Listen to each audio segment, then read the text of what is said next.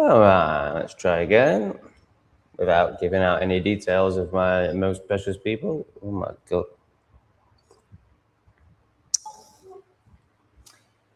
So for anyone just joining this stream, in fact, let's not even go into it. Let's just never mention it again and learn from it. So we've got 4 people back. We've got no comments. So basically, I started a stream, effed it up, and had to start again. Because I shared information of people that I shouldn't be sharing information of, by mistake, of course, but it was irresponsible and stupid. What a pleb. Debbie's back. Violent, pathetic, broken man is back. Imagine being violent and thinking it's some sort of accolade. Now, having the ability to be violent, great. We need that.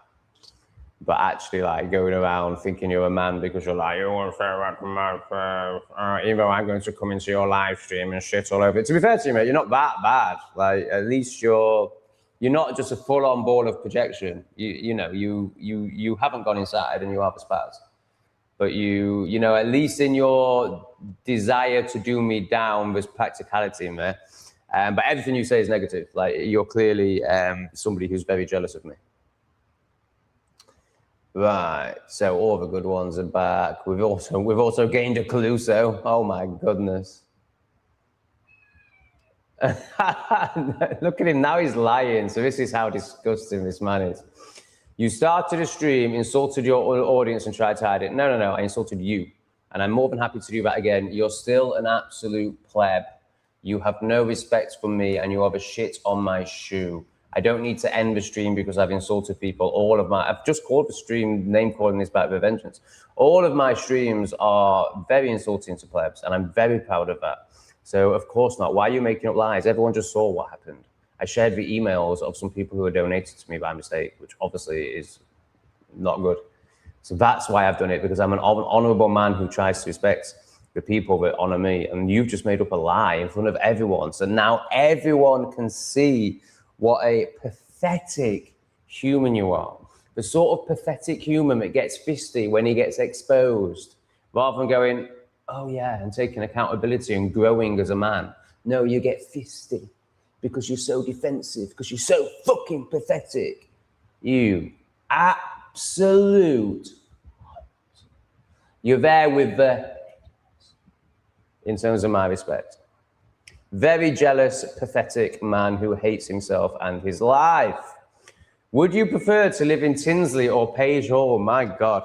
So these are the areas of Sheffield on the side of the city that I never went to other than for football or to buy big sacks of green herbs and maybe little bags of powder.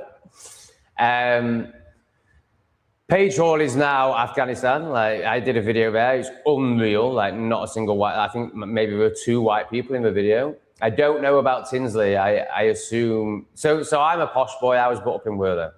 So to me, these areas were just, you know, like the dark areas in Lion King. You know, you just would never go to them. So I went to Hillsborough to get my substances and football fix.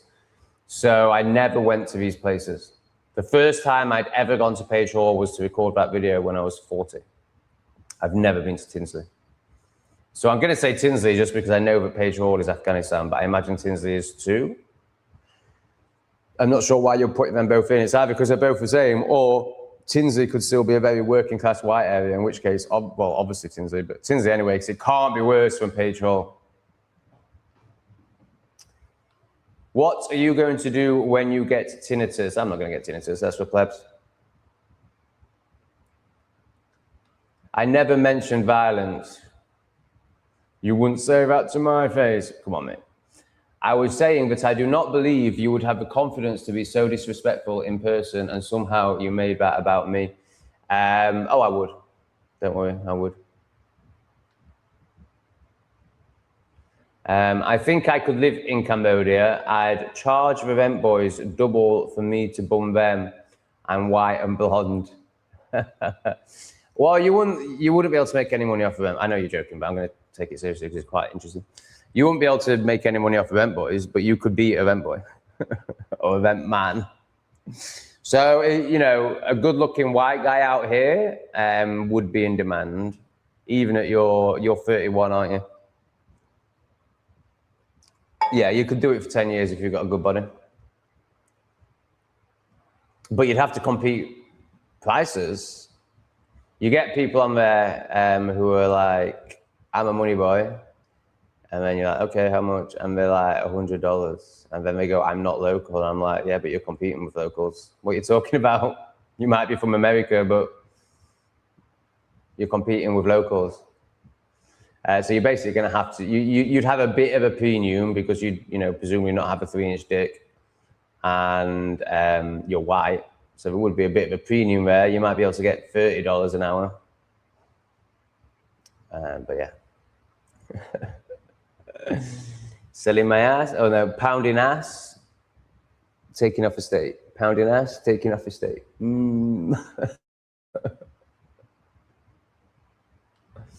What have I just tuned into? I assumed this was a stream based on being sat with your mates every weekend, slagging each other off for enjoyment and laughs. So why did you make that stupid assumption? That's on you, mate, for making assumptions. Assumptions will make the ass of a man. Evening from Manny. Oh my God, what is that thing that you guys have just selected? Oh, the energy of it. And she says all the positive buzzwords while just like being completely emotionless. And, you know, you can just see the fucking demon in her. Equality and respecting everyone. Oh, God, in fact, that's not a good impression of her voice, man. It's way more manly than that. I saw a picture of her, and I don't know if it's AI or not, of her inauguration. Oh, you know what I'm trying to say. When she got, it's not even sworn in, these are all American terms, and it's just a fucking council pleb. But, you know, when she got chosen. I mean, is it AI? I don't know. Like, she was wearing all LGBT garments and stuff. Like, it was just like out of this world, fucking woke. I think it was probably real. It's just mental.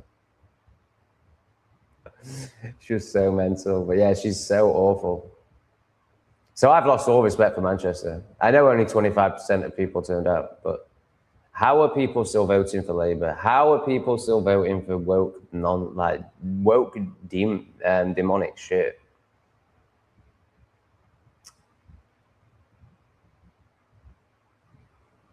Gays aren't good people in general. Yeah, I totally agree. It's definitely shadow and trauma. Yeah, very broken, very selfish. Yeah, not good.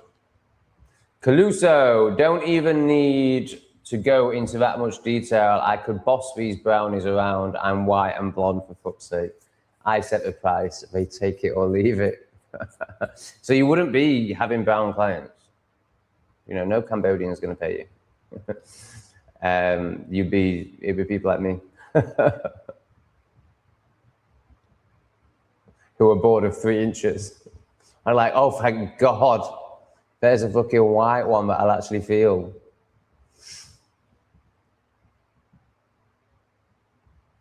Ah, Judd.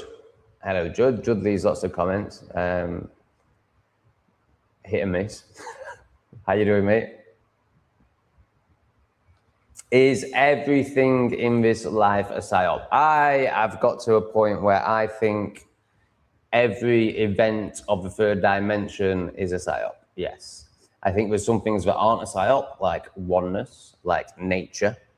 But I think you're referring to news events. I call them events of the third dimension. Yes, I believe so.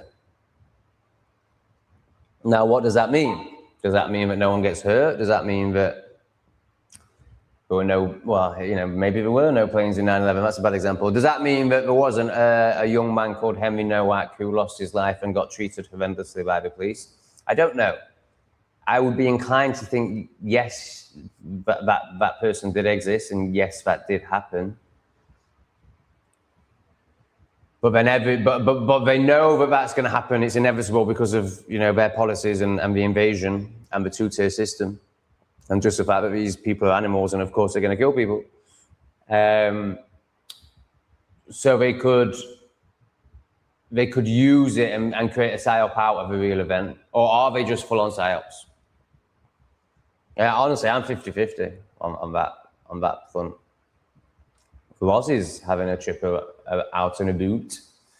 I'm in a hotel room tonight and can relate to your irritation with others' noise, but it feels quite homely to be able to take you with me. Oh, that's lovely. Lauren, I've got a question for you. So Lauren is very supportive. And when I had my bouts of depression, and I can't do this, so periods of time where I didn't YouTube.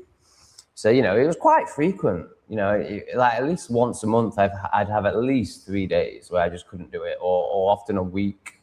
And then obviously, you know, sometimes I disappeared for a month. And after a while, I'd always get a text from Lauren, and it was just like, "Hey, how you doing? Just want to let you know how much I love you and your content and really appreciate it. I really hope to see you back soon." And she'd always very proudly state that she's always watched every minute of my content. And this is since I started. Lauren is the OG. She watched from the very first episode in Thailand. I already knew Lauren in my actual human life. So is that still the case since I started live streaming, Lauren? Because if so, that is serious dedication. I'm just interested to know. Yeah, hotel room sucked, man. Why are you in a hotel room? What are you doing? Does all your income come from YouTube? Well, indirectly, yes. My other income that doesn't come directly from YouTube, but wouldn't happen if it wasn't for YouTube, so you could still say yes, is Patreon, Buy Me a Coffee, PayPal, so donations, and clients, people who walk with me, who pay £50 an hour to change their lives. So none of that would happen without YouTube. So you could say yes, or if you want to be really specific, then it would be 70 to 80% from YouTube itself, and the rest, and yeah, what I've just mentioned. Really? Ray's an asshole. What made you think that Ray wouldn't be hateful? He's a pathetic, weak, jealous man. Of course he's going to be hateful. It don't matter who is in power. These people think voting will actually make a difference. Who do you mean by these people? The people in my chat, I think it's about 50-50. But obviously, I totally agree with you. You are right. Oh, do you have misaligned fascia? Yeah, I'm almost certain that's going on. Yes. I think a lot of trauma is held in the fascia. Calusa, I heard Farage has declined. Yeah, well, he didn't really decline it, did he? He couldn't say the words "I don't accept." So what he did is he made it impossible for it to move forward. It was disgusting, his response. Absolutely disgusting. What an egoic, arrogant, lacking in integrity, lacking in good intentions for the country that man is. Like, he's all about himself. He's absolutely disgusting. I thought his response was disgusting. The way he handled it, the way he just started, oh, and it's very ironic because Rupert Lowe this, Rupert Lowe that, and the way he tried to deflect it, the way he tried to do Rupert Lowe down. Obviously, I know it's all just a tie-up and part of the show. Like, I don't care about Rupert Lowe. I know he's one of them. But if we're going to speak about the show, let's speak about the show. So, yeah, I thought he was disgusting. And he basically said that he wasn't going to get rid of the Tory demons, which means it can't go forward. So he's declined it, but in a way where he won't get accused of dividing the right, because he's obviously not far right, he's a leftist. I heard Farage has declined Restore's offer to merge the parties because Rupert Lowe has requested the ban of kosher meat. Not that I care, and I know they're all playing along. Yeah, no, I don't think it is that, actually. I think it's because he's insisted on there being no Tories in the party. Oh, poor son. Thank you, Tom. I appreciate you doing that. To others assuming Tom hid the comments as the reason for deleting and restarting the stream, shush your angry assumptions in the past now. Bless you. Thank you, Opal Son. Thank you for forgiving me for my faux pas. I went in the garden at 3 a.m. the other night. Huge effing trail of smoke across the sky. They are manipulating the F out of this weather. It's not normal. Yeah, I mean, these fires are... So I'm going to talk about what some crazy conspiracy theorists say now. Obviously, I don't believe anything I'm going to say. Of course, these are just natural disasters, and we can definitely trust our governments. They would never, ever do anything like this. So this is not true. But yeah, there's satellite footage of lasers. You can see the lasers going to the exact spots where the fires start. Obviously, it's all, well, these conspiracy theorists claim that it's all done by lasers in space. And then there's also video footage of libtards setting fire to creating these forest fires. So it's because, you know, they're so concerned about climate change that they think it's worthwhile to burn loads of places. You know, they're so twisted in their ideology and they're so desperate for their ideology to be right, they will set fires to prove that climate change is true, which of course it is true. So I don't know why they need to set fires. Obviously, it's not really true. So yeah, disgusting. I mean, just you know, once you realize that, you know, they all eat and do horrendous things, you know, I mean, like to say they're PDF files is just nowhere near. You know, they get off on torturing children, and they get off on it not just in the only, obviously we can't comprehend getting off on torturing children, but if we were try and comprehend it, we'd understand it from a psychological perspective. Like, obviously we won't be able to understand it because it's beyond that, you know, it's just impossible for us. But you know, it'd be sick, it'd be twisted. But no, it's more than that. Like, because they're not human. They're eating the energy, and they need the energy of fear. And then there's a whole chromes of the adrenaline thing, which apparently is much more potent if there's lots of adrenaline running through the body when it's taken. So how do you create lots of adrenaline? You create lots of fear. You know, what these people are doing to children is just off. Like, just, you know, this is why people can't believe it, because they can't comprehend it. Like, the human mind can't comprehend the level of evil that these reptilians go to. So, you know, I mean, obviously that is the worst of the worst, harming children. But for me, these fires are in the same bracket of evil, really. Like, you know, it just gets to a point where it can't be any more evil, and it's just like gobsmackingly evil. And I think burning all of Europe and, you know, over the last few years, America, and probably still now America, it is just, you know, just beyond that level of evil where you just have to put it in the category of insanely evil. Just mad. I haven't heard kosher food getting mentioned in this low Farage thing. Kosher food is the safest around, as it's not tampered with. Funny about it. Now, why would Rupert Lowe want to get rid of kosher food? Because he's a massive Israel lover. So I think you're very confused there, Cluser. And also there's this, like, why would you want to get rid of the only food that's not poisoned? Yeah, really interesting, isn't it, Riley? Like, I think Coke have green lids on Coke for J's. But obviously anyone can buy it. So once you learn this life hack, then you reject everything to do with that horrendous sand rat religion, just like all the Abrahamic religions that are not of these lands and were forced upon us through conquering and forcing. It wasn't a choice. No one wanted to take on this Abrahamic religion that we now call Christianity, because it's for sand rats. So yes, you can reject all the sand rats propaganda, but you can eat their food because it's not poisoned. And yes, it was forced on us by the Jays. There's a whole army of foreign fellas now working in security. It's mad, isn't it? I mean, the level of inversion we're dealing with now, like calling them security. How can you call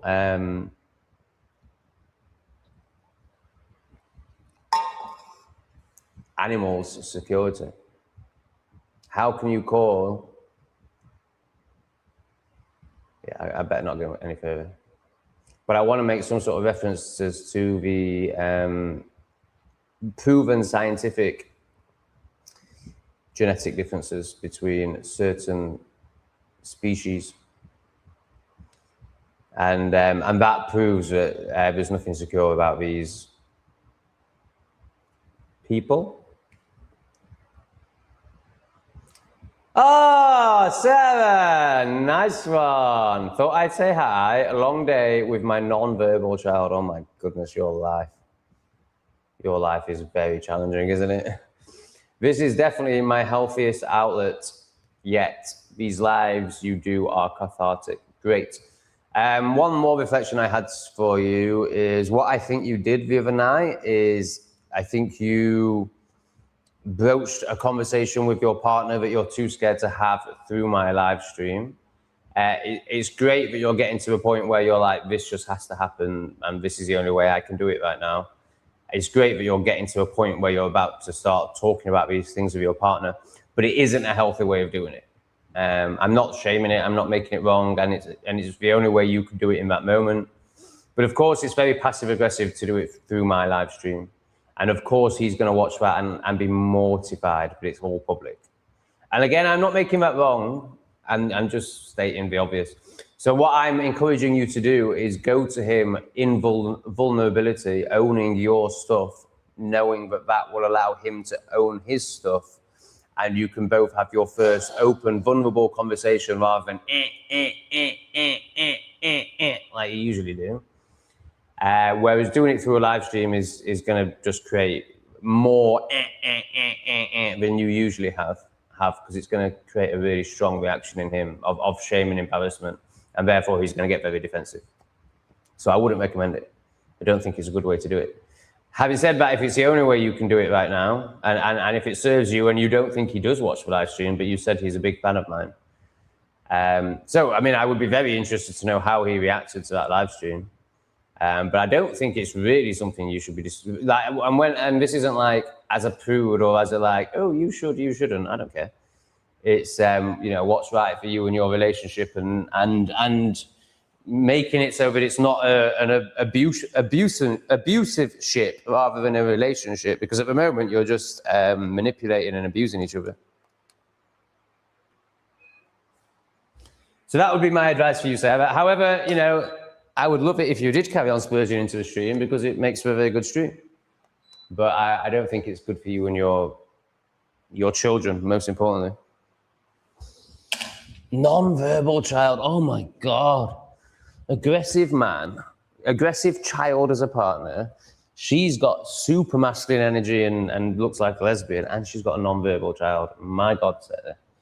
You are here for a powerful journey. Your soul took on a big one. Congratulations.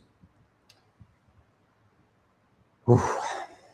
Ah, Josh, we love Josh. Have you been researching the islands in the south of Thailand? Hi, Tom. Thank you for your recommendations regarding Asia. Thailand it is, but would love to come and see you, but I'm worried you'll think I'm a pleb. So, Josh, I love anyone who is honest and authentic. And you can be honest in your plebbery. It's not about your knowledge. It's not about your wisdom.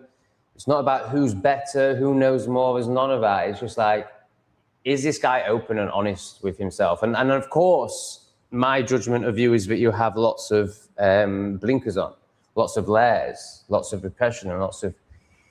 So obviously, I don't think you're living in honesty, but I think you're honest with yourself. And I think you are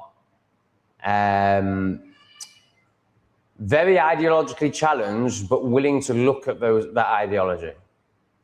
So if we were to communicate, I would totally, I would expect and understand that you would have resistance to a lot of what I said.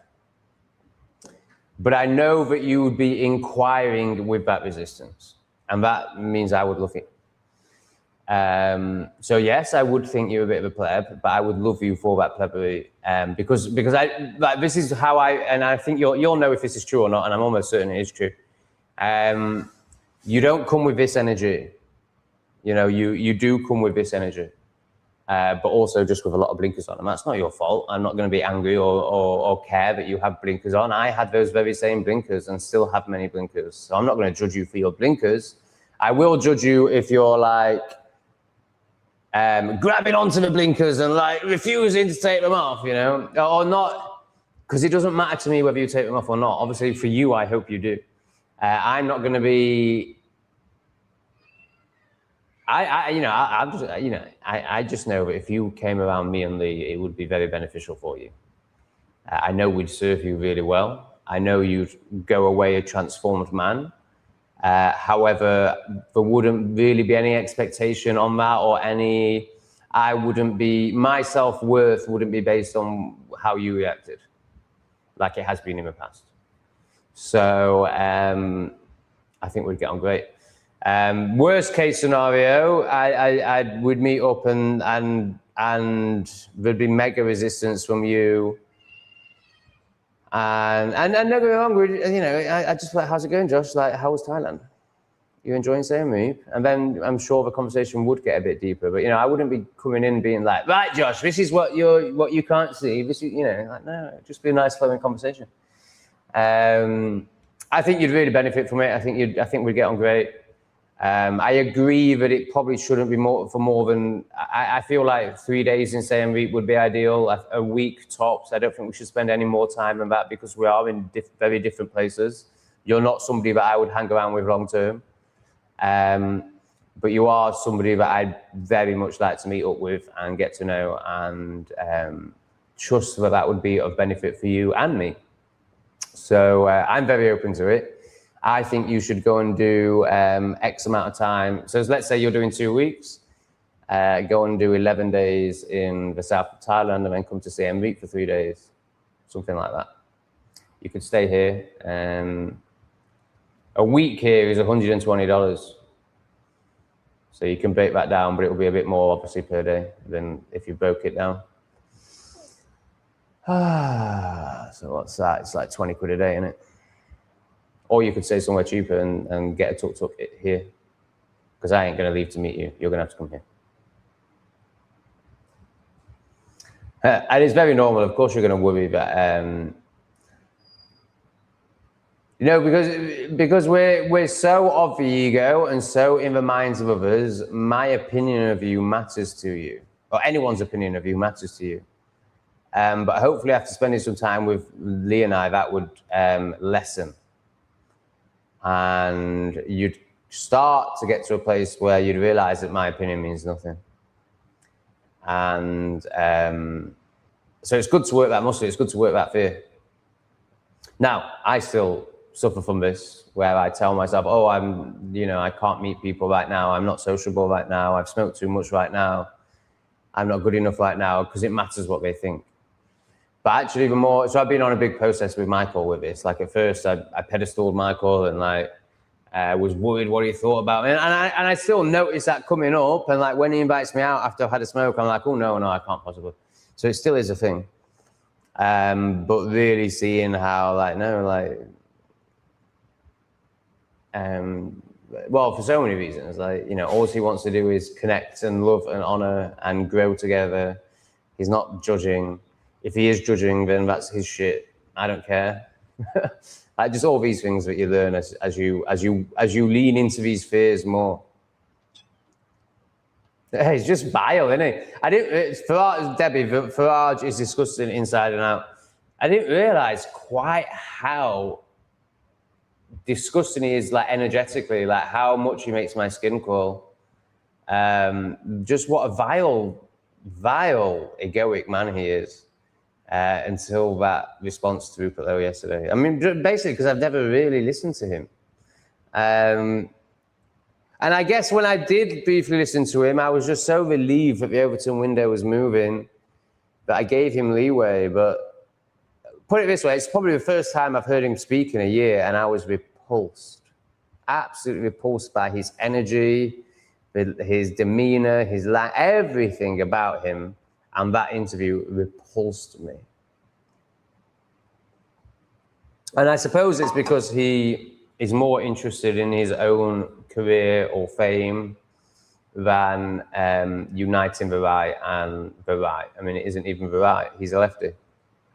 Uniting what the media calls the right and saving the country. But obviously that's not his intention. He has no intention of doing anything good for this country, and not that he has the power to anyway, even if he did get into power. But he's absolutely working for them every time. Did you ever look into the celebrity bloodlines and how a lot of them have powerful family members? Life is a stage real. Not really. I'm aware that bloodlines are a really big thing, and there's maybe even less than, but at most 12 families running this world. But then, then you've got the reptilians and the fallen angels. Like, for me, it's all just layers of truth until you basically get to fallen angels. And then, I don't know enough to say.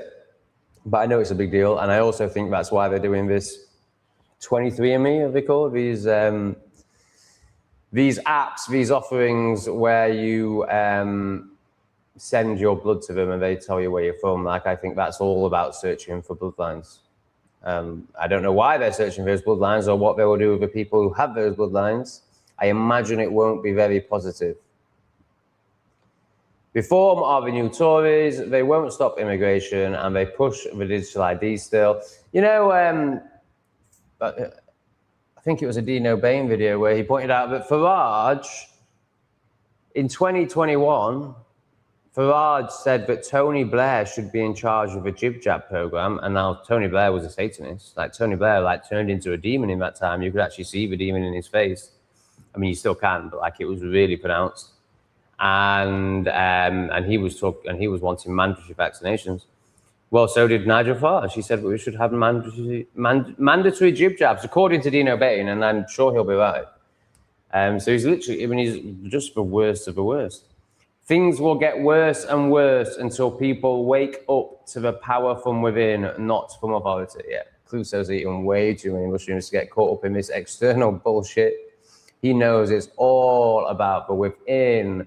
The mainstream media have reported 33 people have been arrested in relation to the fires.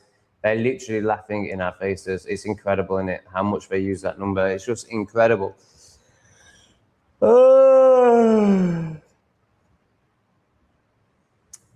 So they're not saying who these people are, presumably. How are the people starting fires?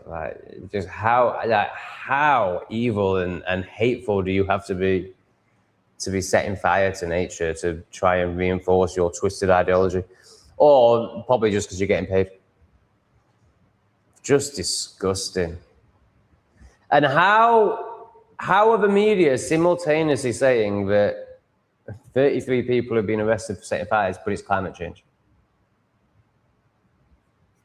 And how do the plebs not see that people are getting arrested for setting up fires and still believe that it's climate change? I just don't get it. I just don't get how stupid they are. Yeah, totally. I mean, what do you think you and your partner are? You're energy vampires. You're manipulating and getting your needs met through dishonesty. So that's a form of this as well. Everyone's got it in them. And then there's Sophie.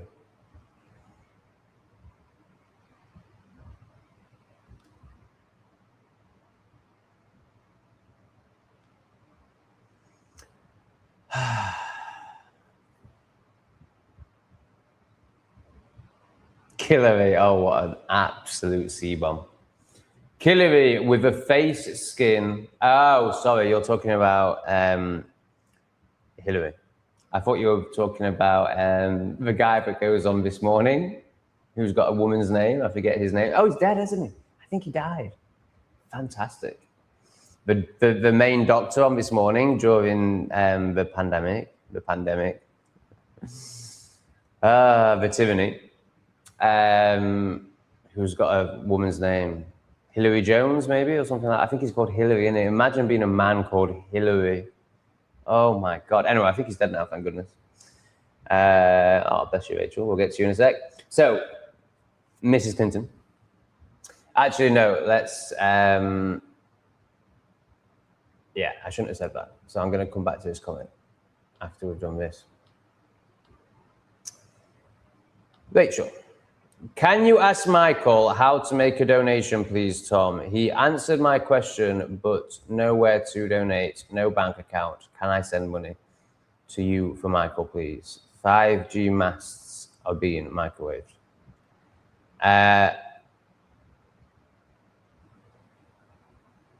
Yeah, but I mean, there's all the issues we spoke about earlier about, you know, whether it's serving Michael or not for me to do this. And then there's also the fact that you can't do bank transfers, can't use PayPal, can't use Buy Me a Coffee, can't use Patreon.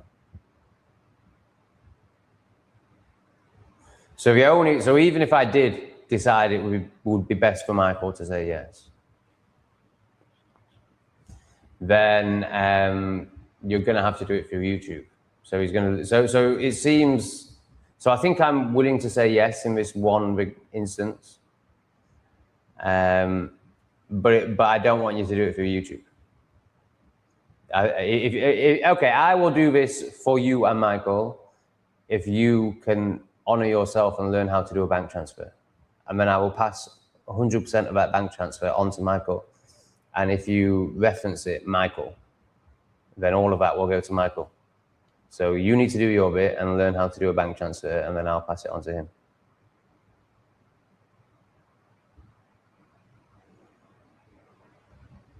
But I do still question whether that is really serving Michael or not.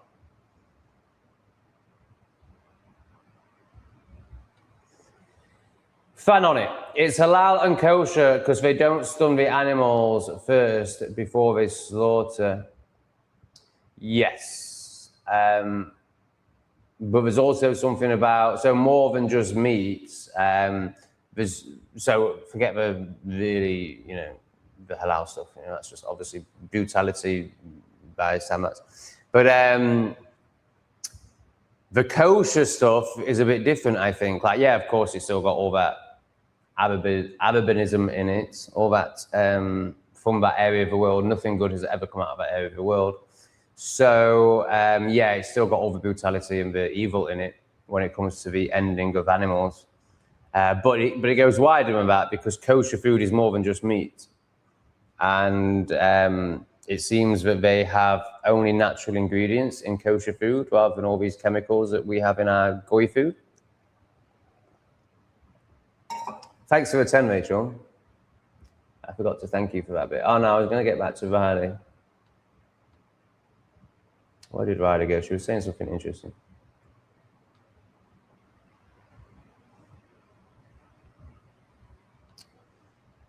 Hillary with that face skin on her face. So Riley is talking about a conspiracy theory that, of course, is not true. Why have we got these crazy conspiracy theories in my chat? I am going to read her comment, but I do not agree with any of this. Of course, this didn't happen.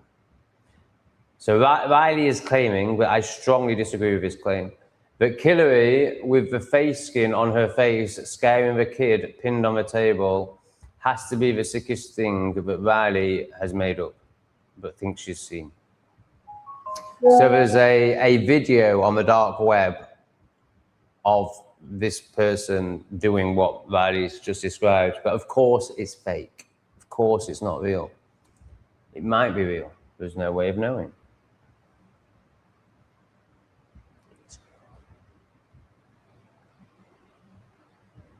So yeah, it is. If it was true, which of course it isn't, it is the worst thing one could ever witness in their lives.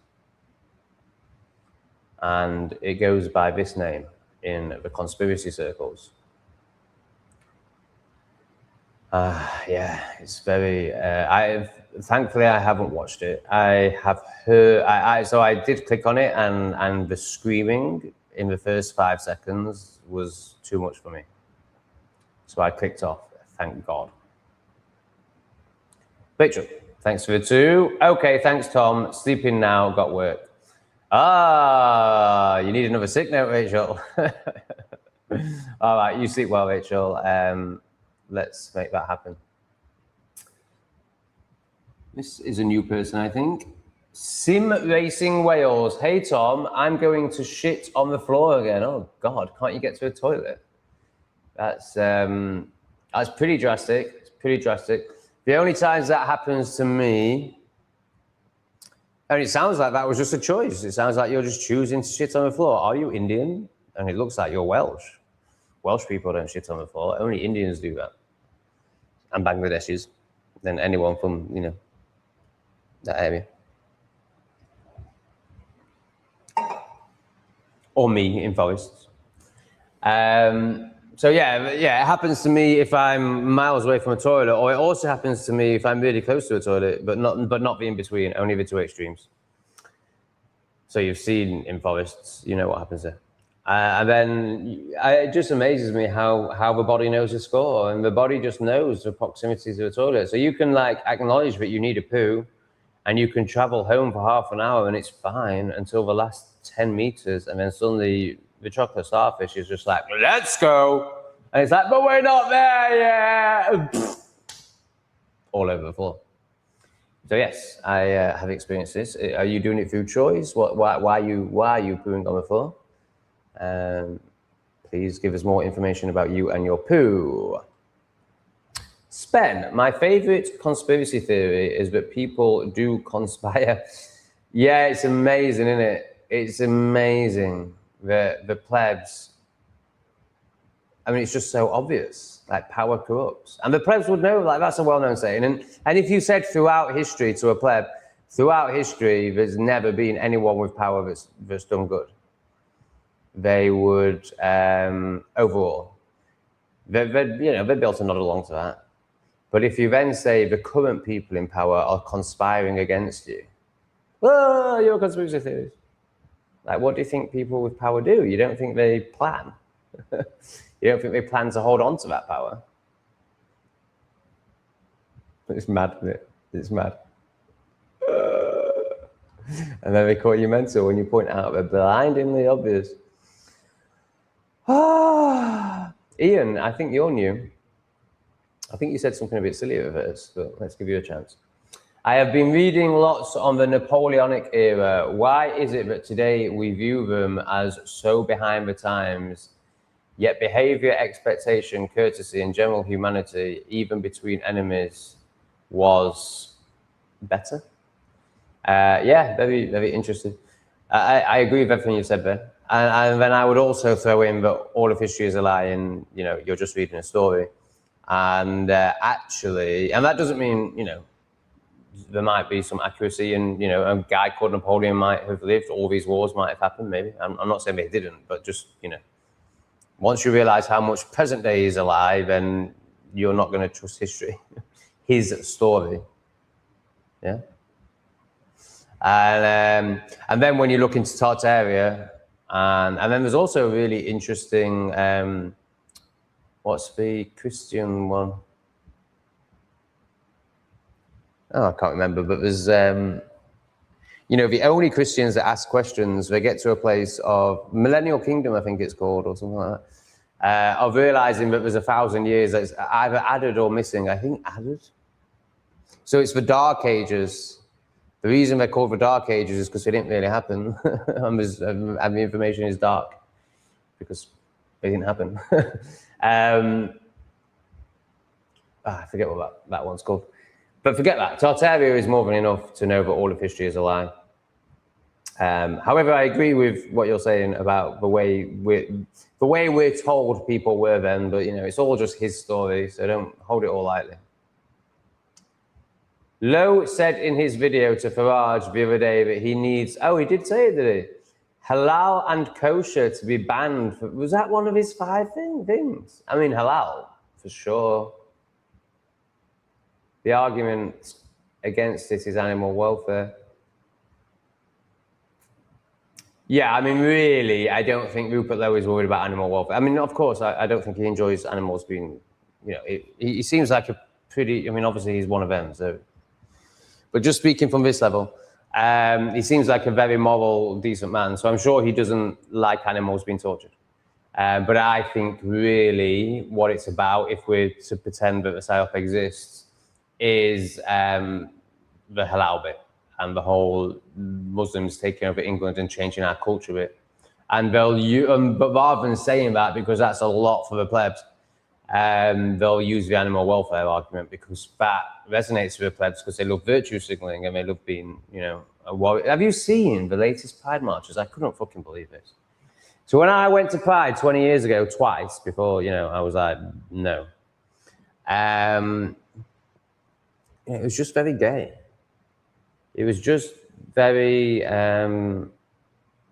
like, yeah, it was woke, it was awful. It was, well, it was kind of before woke. It was just a load of fags in a field having a good time. You know? A load of cigarettes in a field. And it was...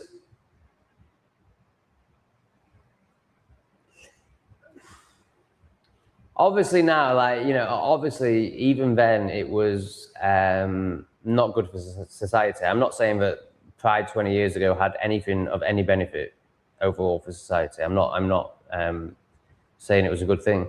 But you know, as a libtard, if one was a libtard, and so obviously your child should never go to a Pride event even 20 years ago, but you could take your child to a Pride event 20 years ago, like if you were a libtard and obviously a terrible parent. But, you know, it certainly wasn't in danger. It certainly wasn't aggressive. It was all very friendly.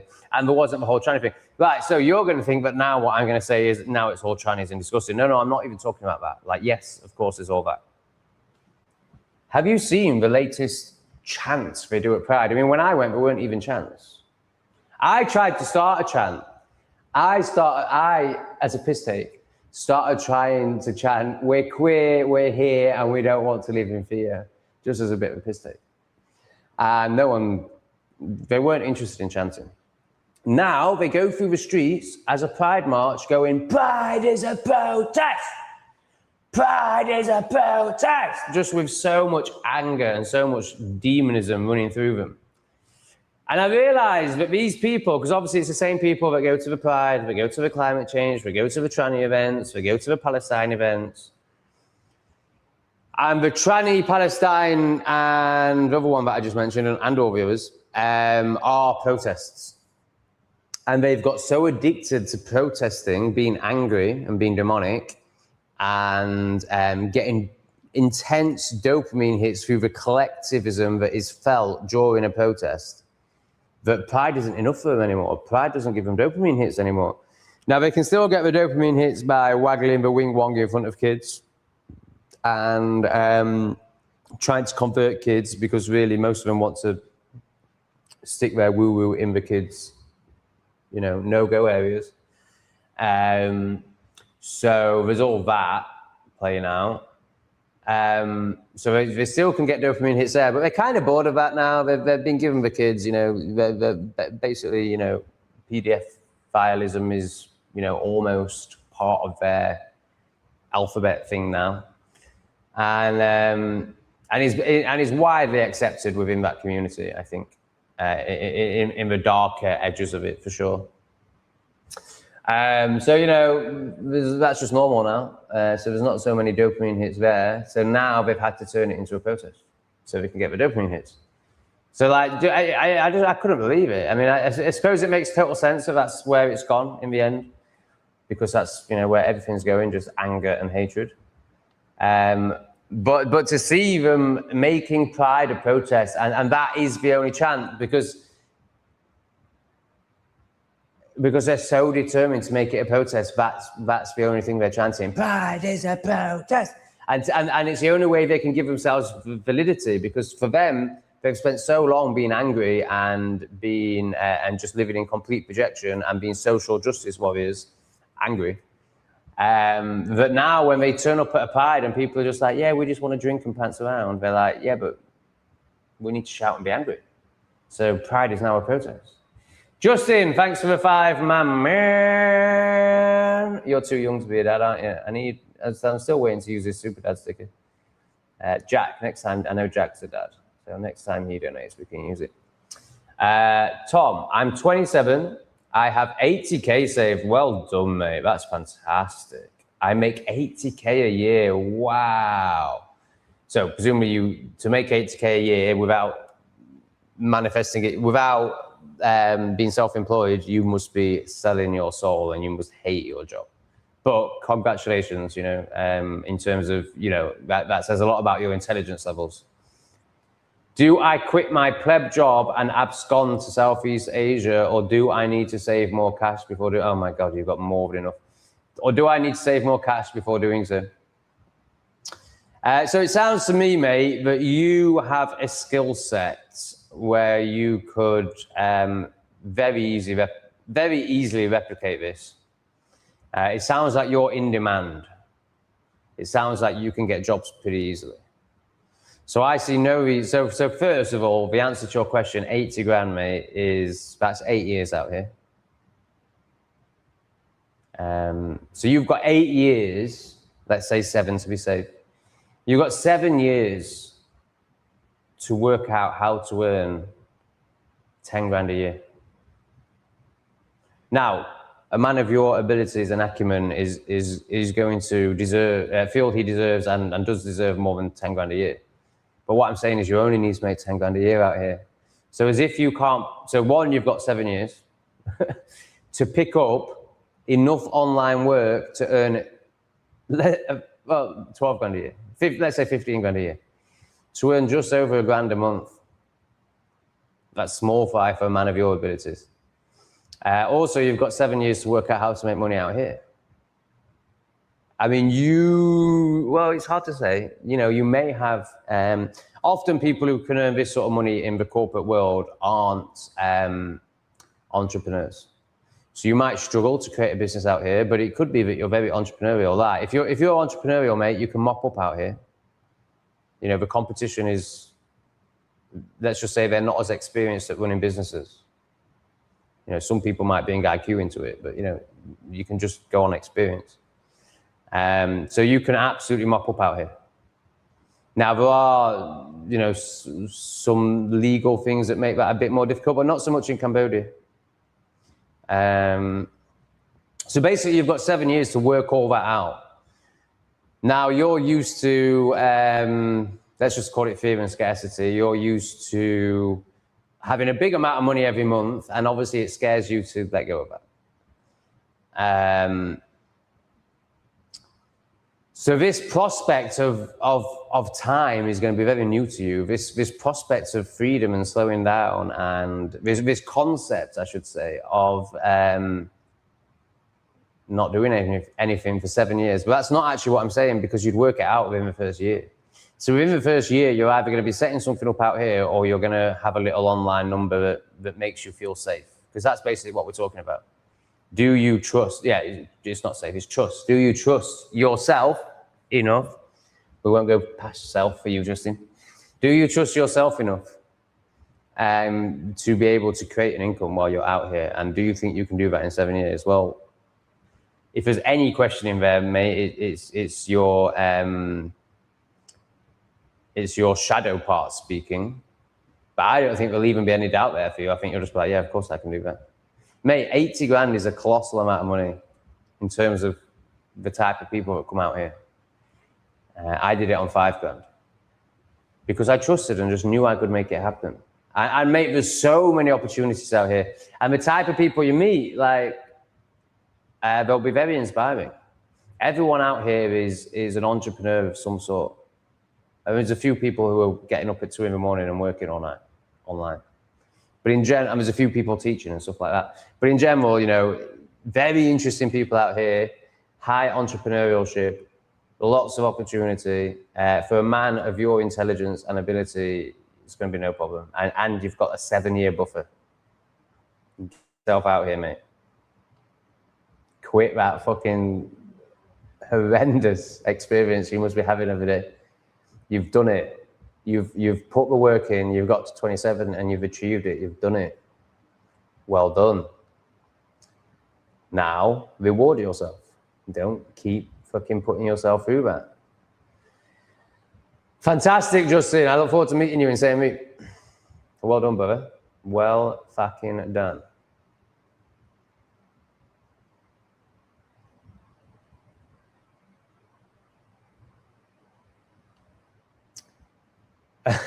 I don't know about this. It was interesting to see a video on the Bank of England funding the Australian painter. Yeah, I was pretty sad when I realised that the conspiracy was actually a conspiracy, that the psyop was actually a psyop. So I was really enjoying loving this man. And I was really enjoying stating that he was a hero that tried to save the world. And then I realised, oh no, that was all a show too, and he was one of them too. That was a very disappointing day. I really like to think that at one stage there was a good man who got to power, but no, it's never happened. All part of the show. And think how easy it was then. Now, I'm not saying lots of people didn't lose their lives. Of course they did. So I'm talking about World War II now. But, you know, did we even have TVs then? So people were getting their information over radio. Like, how easy would it be to be like, and now the Germans are bombing. Oh, 50,000 people have just died. You know, like, we have no idea what happened. It was all a show. Okay, so Sarah and her demonic relationship. Update. Point is, he won't. He hates watches your videos, never watches your live streams. I do. Oh, okay, cool. That's fine then. Slag him off all you want.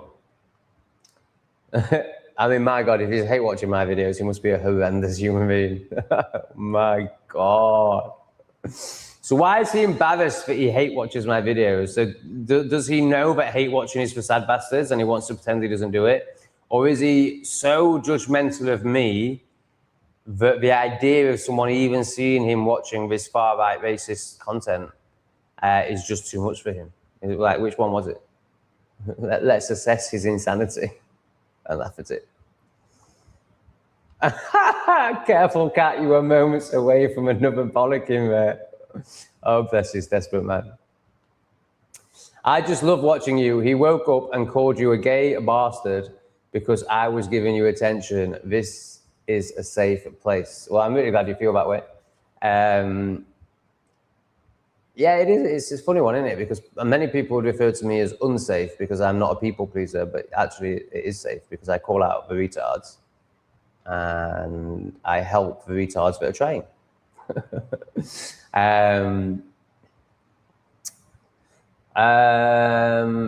Yeah, he'll hate you giving any attention to anything. This is why he's jealous of your son, because, I mean, he's a broken little boy, basically. He probably has mother issues. Has he got a bad relationship with his mum? Because it sounds like he's basically made you his mum. Now, this could be a projection based on my childhood.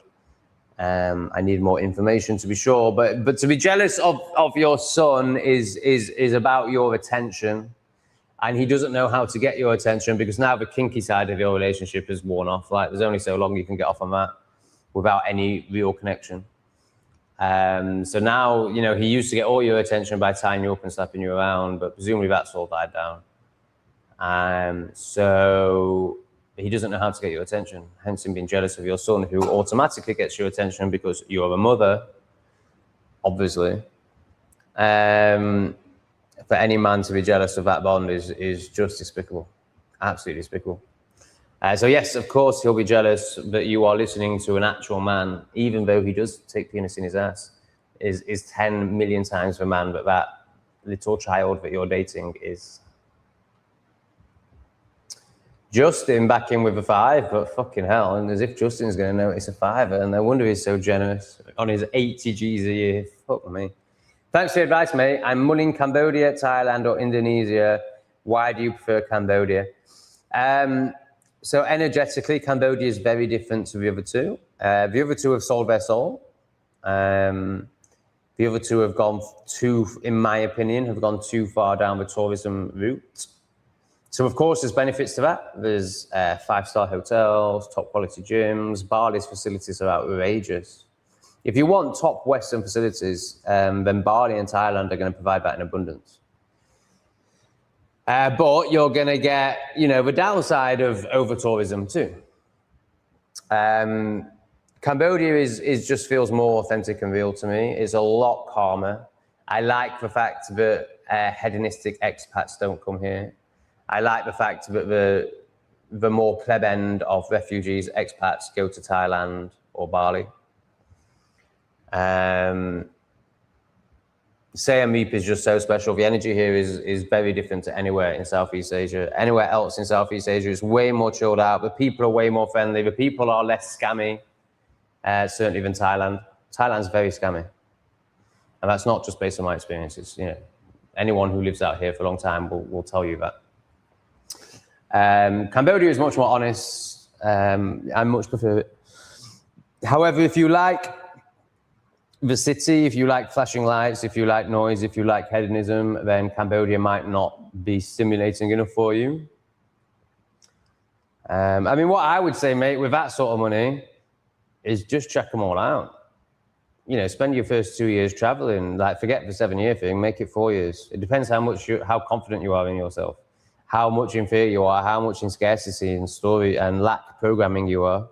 So when I first went to Thailand with quite a big pot of money, I was very much in lack and scarcity, and I was like, I have to make this last for the rest of my life.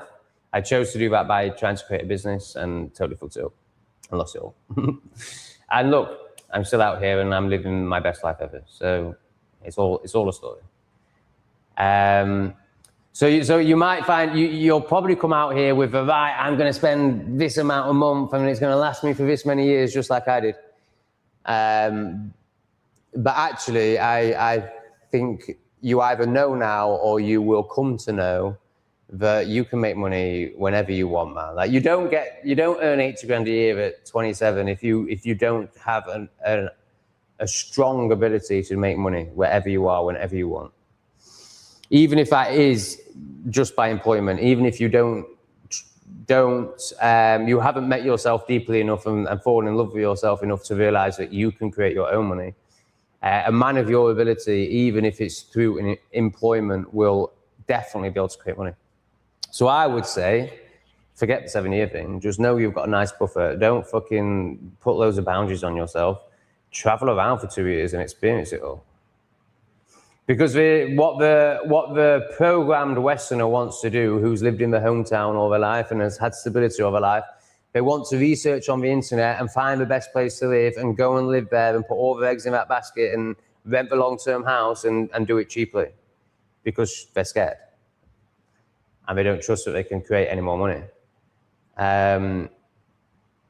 So I would really try and lean I would really try and feel that fear if that's there for you and get past it and enjoy the fruits of your labor and travel around for 2 years.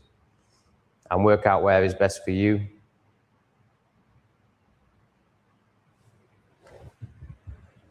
But yeah, for me, Cambodia is the best by a mile. However, Ubud is very special in Bali. That's really worth seeing and experiencing. And if you like the fine things in now, if you're very hedonistic, like you like substances, then I would not recommend Bali. Yeah, you're taking a massive risk out there. And on paper, you are anywhere in Southeast Asia if you like substances. But Bali is way stricter and less ways of. You're going to be in jail for a lot longer in Bali. So yeah, it depends how hedonistic you are. And so in Bali, there is in Ubud. I'm only talking about Ubud when I talk about Bali. There is, a bar scene and a club scene, but it's not massive. If drinking alcohol and you want to shag lots of pretty Asian women, then absolutely Phuket or Chiang Mai. But if you're not so hedonistic, I would consider Cambodia. Hi Tom, how's the cat's cough? So bad with any sort of F sound. Get them both a treat. Thank you so much, Michelle. So I've got really good news on this. I was really worried yesterday. So basically it's got to 6 or 7 days, and obviously I'm going through this whole responsibility thing at the moment where I'm realizing basically I have very little responsibility and I'm very selfish and don't look after anything or anything around or anyone around me. And then I've also got this whole, knowledge around pharmaceuticals and lack of respect for anyone that went to university and got brainwashed and think that they're some sort of doctor or vet when all they do is push pharmaceuticals. Then I've also got laziness issues, heat issues, practical issues around not having a cat carrier. So a lot of resistance to going to the vet. However, my beautiful little kitten, who is my world and is very small and very delicate, has been coughing for 7 days now. So last night she got onto my chest and she coughed 4 times in a row in my face. And I was like, oh, this is clearly the universe, you know, me, God, saying, self, I should say, this is clearly part of the responsibility lesson I'm going through right now, which is very intense and happening in many ways. So this is clearly linked to that. I need to take this cat to a vet. So last night I basically accepted that today was going to be a nightmare, that I was going to have to go to a vet. And as soon as I accepted that and took responsibility, she stopped coughing. Right, the last 3 days she lost her voice, so she hasn't been able to meow for 3 days. So she keeps doing this in my face.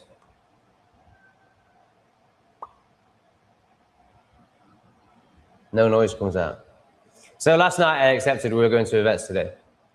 I get up this morning.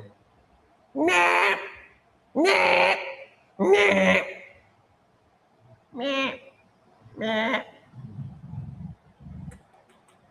She's meowing again, and she's not coughing. She's got her meow back.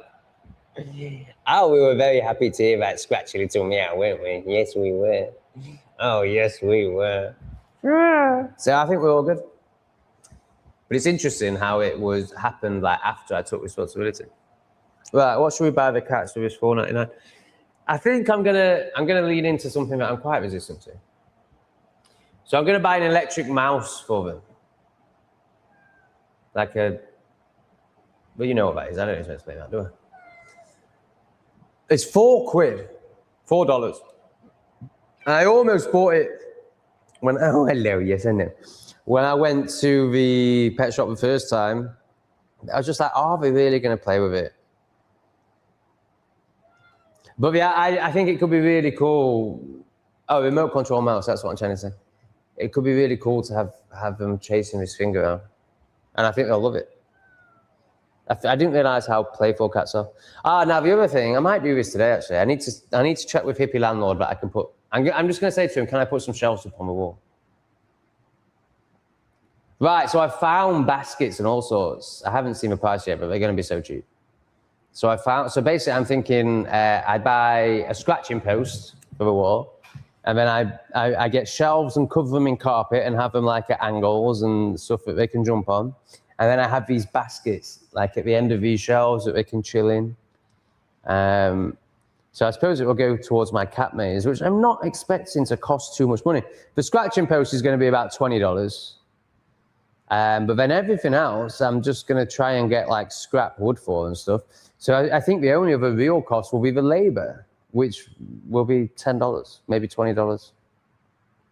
So I'm thinking I'm going to get all the stuff together, but then it would be quite nice to add to it as I learn and see how they play on it. But, you know, I was thinking like you could end up with like, I mean, it could be fucking amazing. Little platforms for them to jump on and stuff. So I'm going to get like a good chunk of it. I'm going to get like, I don't know, 5 or 6 different items, different shelves, different baskets, and start with that, because I don't want to be getting the tradesman out over and over again. Like I want him to just come and bosh it and then maybe come back in 6 months and add some more. That's my thinking. But I need to check with Hippie Landlord first. But I'll have the chat with Hippie Landlord, and I'm sure he'll say yes. He's very chilled out. And then I'll go and put your $5 towards buying the baskets and the shelves and the carpeting and all that. It's going to be an interesting little project, actually. Oh, wow. She still watches every minute. Okay, I'm going to go and poo. And then we'll get back, and then we'll come back to London. Okay, see you in 3 minutes.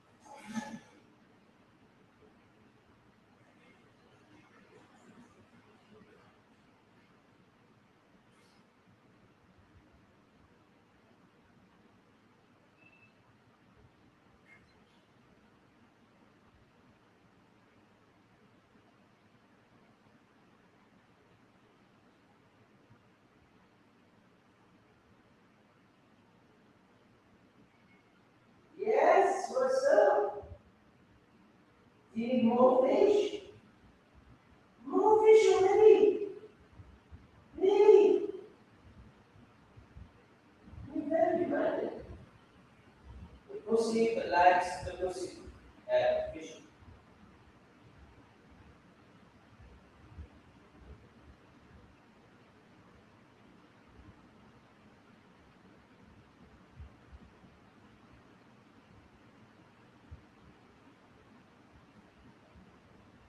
It's super more for sure.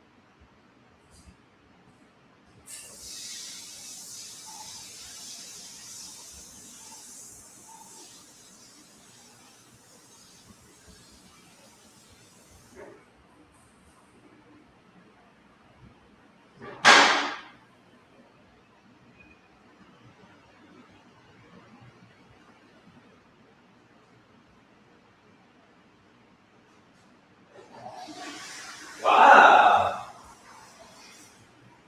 Surprisingly solid. Lots of little keg nuts. That's what that was. Lots of little keg nuts. So lots of little solid but slightly squishy ones. We call them keg nuts. But not the gushing waterfall I was expecting. Because the first one this morning was very soft. So I was expecting the second one to basically just be a waterfall. Oh, that was quite pleasant. Quite pleasant. Oh, it smelled bad. But I like that. Because I'm a kinky fucker. Lozzie Loza, Lonnie Loza, loving. Yeah, that's still the case. The only content I might not have seen are parts of some lives, but I try to play them back. If I tell you where I've been tonight, I fear that you will call me demonic. You've got to tell us, Lovin. You've got to tell us. And yes, I'm going to call you demonic. And yes, it's fine. It's, you know, as long as we can acknowledge that our actions aren't aligned and we have an intention for them to change and we're open to doing the work that will change those, then it all transforms. So I know where you're at in life, and I know you still have to take part in some demonic rituals to survive. That's fine. I mean, you work for a council or something horrendous, don't you? So I don't think I'll judge you for it. I'll just point out the repression in it with love. So tell us. I demand that you tell us. I've given you a lot, Lauren. Come on. I've given you many, many hours of self-escapism. I demand that you tell us where you've been. Mickey, get a laser pen, red dart. They chase the dart. Yeah, they're good. Oh yeah, they've seen that. They love that. CT7? Now, should CT7 now be called CT6? Did he lose one of his lives the other day with the dog incident? He obviously had a very lucky escape. So is that classed as losing as one of his 9 lives? Is he now CT6? I don't want to do that though, because it's inevitable we'll get to a point where it's CT2 and CT1, and then I'm calling in fate, aren't I? So he'll always be CT7. Forget that. Yeah, thanks, Mickey. I will seek out a laser pen. I'm sure I'll be able to find one out here. Wow, very generous tonight. Chantha Blogs, I think you're new. Thank you, Chantha. Are you Indian? Hi, Tom. A house you're interested to rent. It's really nice for £600 a month. You have a house I might be interested in renting. I'm really happy where I am. It would have to be a very special house for me to leave here. And the issue is they're going to want me to sign a 6-month contract. So I'm more than happy for you to email me details. And you'll find my email in the description of my videos, not my live streams though. But I don't think I'm really that bothered. I'm so happy, mate. I'm just so happy here. It's so easy, no contracts. super chilled out landlord. Lovely premises, lovely grounds, pretty quiet.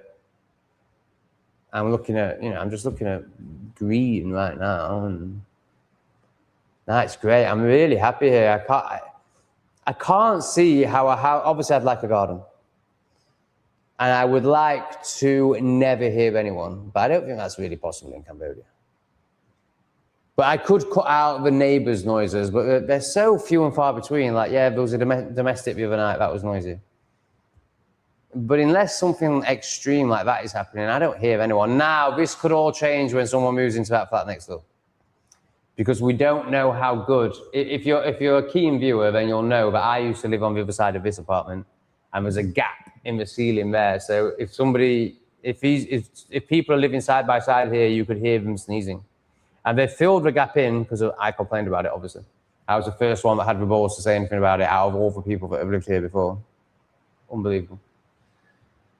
And they filled it in with foam, but we don't know how effective it is yet. Me and Jeff did a little test, but I don't know, whether that was good enough.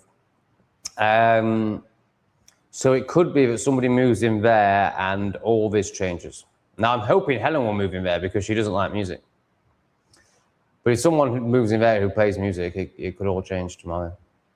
I mean, in that case, I'd go back to my other flat. But, what if somebody rents my old place, then someone rents the one next door to me and they're noisy, then I'm screwed.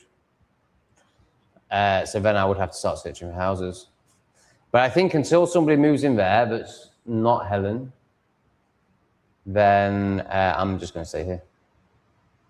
But if it is a really amazing house, then, well, put the link into the chat maybe and we can bring it up. That'd be really cool. Or email me. Also, are you a Cambodian estate agent that's just paid $5 to tell me that? I very much doubt it. But the name is kind of Shant. I mean, I don't know about Cambodian names, but I feel like that could be a Cambodian name. I also feel like it could be an Indian name. Tell us more about you, Shantha. Lipsis. Lipsis is in the house with some love. Looking forward. Actually, I won't even mention it. Lots of love for Lipsis is all I'll say.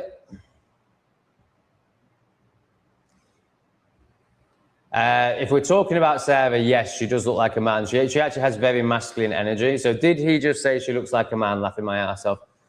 So yesterday, as soon as I saw, so we're talking about this one. As soon as I saw her, I said she looked like a lesbian.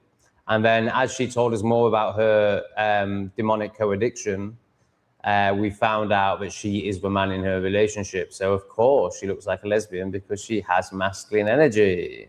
So yes, she does look like a man. And yes, I did say that. And yes, you'll get used to that the more you get on the stream. I just say what's true.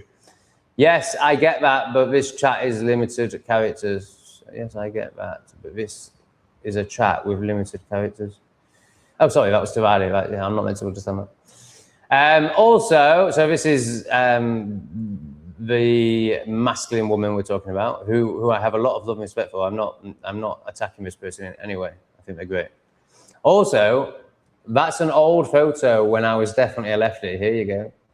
Before I met my partner, so fair point, I do look like a lesbian. Yeah, it's the masculine energy.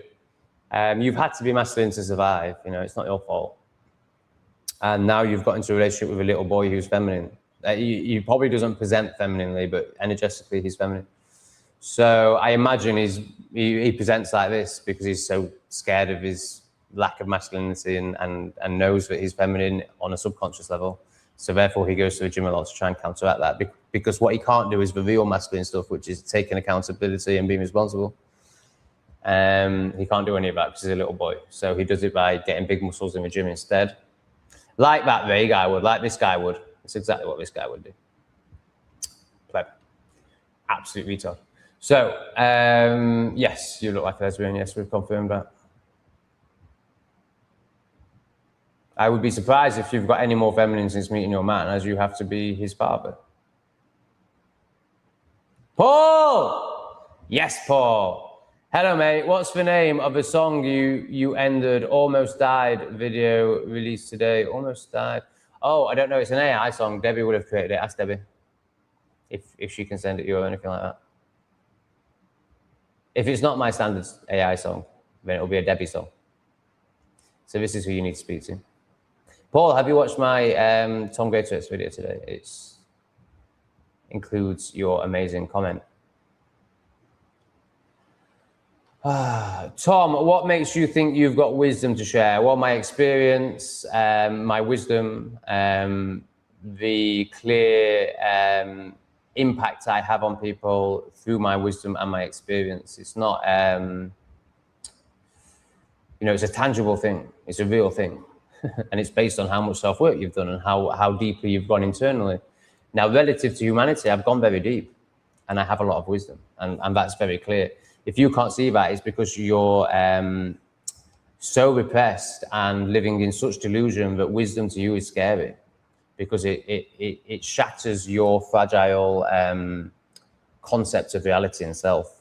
So obviously, it's much easier for you to make out that I don't have any wisdom, but clearly I do. Like there's no debate here. So it's just obvious, and I'm just honest, whereas you're not. That's the difference. And now I'm going to make demands of you, not because I really want to know what the shadow is. I want to expose you for not really knowing. Fuck off, you fucking pleb. Josh, thank you, Tom. I do worry what others think of me. It's something I wish I could. Yeah, of course, everyone does. Until you do a lot of self-work. And you're at the start of that journey, bro. You still think that we're spinning around upside down and stuff like that. So, of course you are. But that's why you need to lean into it and experience it and realize that actually there's nothing to fear. And the worst case scenario is I don't like you. Oh no, who cares? That's not going to happen. Mate, I would have so much respect for you if you come here. So much respect for you. What up, guys? Quieten. However, I assume I need to love myself more. Yeah, of course. That's what it's all about. So you, when you're not confident in yourself, when you're not in love with yourself, of course, the opinions of people matter to you, because that's how you judge yourself. You base your character on how popular you are or what other people think of you. This is how society lives. That's why everyone's a narcissist. That's why everyone's trying to manipulate others, because they care so much about what others think about them. So therefore, they have to control that. Whereas once you let all that go and realize that everyone's retarded and is living in complete projection, and none of it matters. And yeah, sure, like there can be worthwhile reflections in others' words, but that doesn't mean that the majority of it isn't just projection and their own pain. And once you realize that, it's very freeing, very freeing. Fallen angels is biblical, Tom. I thought you didn't believe in that. Well, yeah, this is where it gets quite complex, doesn't it? Because I think there's a lot of truth in the Bible. And I think there's a lot of evidence to suggest that some things did fall from the sky. And I think it's very clear that non-humans are in control here currently. But it's all stories. It's all guesswork. So I think that, for example, I think there's a lot of evidence to suggest that Noah's Ark was a thing. There's definitely, I mean, for me, there's not even a question on whether or not there was a flood. Like, that's very geographically provable, scientifically provable. So yeah, I have no problem with using references from the Bible for truth. But what I believe the Bible is, obviously it's written by them and it comes from that lands. It's nothing to do with this country or these people or our heritage or our DNA. We're pagans. So it's really interesting that the US government is really attacking pagans right now. So I think the Bible is a lot of truth that's been manipulated and used to put people into shame and fear and therefore make them controllable. But that doesn't mean that the events in the Bible aren't possibly true. You dig, Riley? I'll dig you. 23andMe test kits are sent to China to be analyzed there, put in a central computer so the CCP can develop targeted bioweapons against you and yours. I think Roz has just nailed it, man. I think there's also the bloodline stuff as well. But I think this, I've never heard this before, but that to me sounds like a crazy conspiracy theory. I can't believe we've got these crazy people on this chat. Oh my God, that's a crazy conspiracy theory. Nice one. That resonates with me. You are still so unbelievably about the external, it's unreal. Anyone washing their laundry in public are such a narcissist hypocrites. I leave my house once a week through necessity. Oh, I think he means wash, as in I'm open and honest. Definitely not a narcissist hypocrite, but there is definitely some self-sabotage in there and some, yeah, it's like I protect myself through shocking people. Like I'll shock you so much that you just won't come near me. So there's definitely some psychological stuff in there, but to make it all negative and, you know, I mean, my God, like what an unconscious individual. Yeah, so you could offer that could have been a very wise reflection if you didn't do it with hatred and projection. And obviously lack of self-worth and lack of self-love.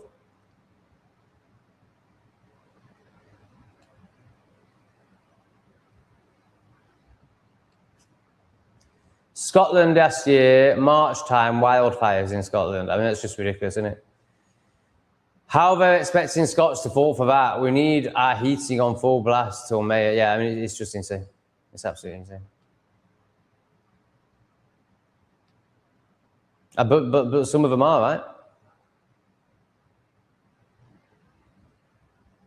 Look at him trying to. I mentioned he goes, yeah, I did look like a lesbian. Like, so this is somebody who can only perceive from his level of perception. So this man gets very easily offended because he's very egoic and hasn't met himself and lives in the mind of others. So what people say about him means a lot to him because what he thinks of himself means nothing to him.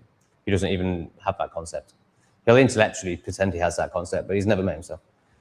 Poor lass, now she's an energy vampire. Sarah, how do you feel about being called a lesbian vampire with masculine energy by the host? She's just like, yeah, I love it. He's dead right. And he's like, oh.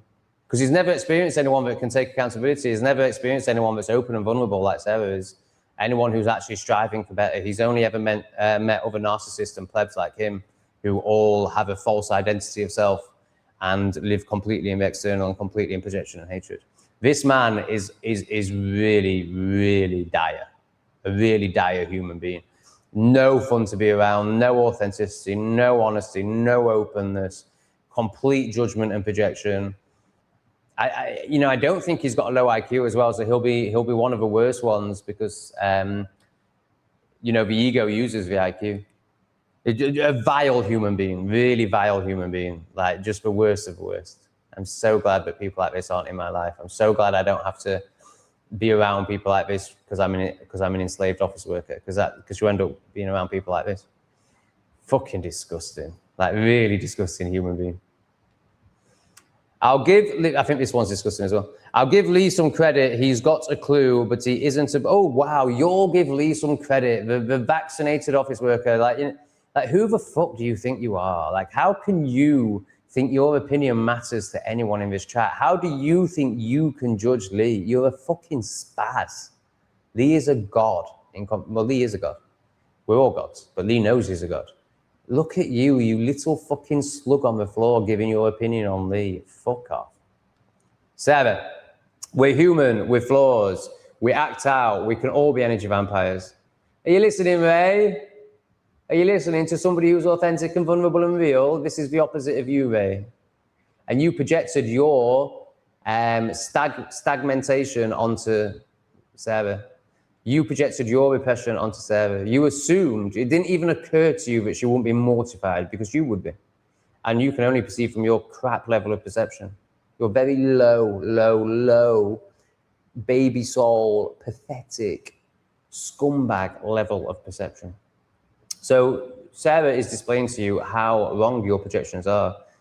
Will you be able to see it? Probably not, because you're a fucking spaz. We can all be energy vampires in the right mood, but knowing he'll never see these comments means it just got me. Hence cathartic. Most free I've been in a while. Oh dear, Ray, what are you going to do now? What are you going to project now, Ray? What bullshit are you going to make up now? You fucking cunt. If you were such a good person, your mum would never see you beg. God, the judgment in this man is unbelievable. The repression in this man is unbelievable.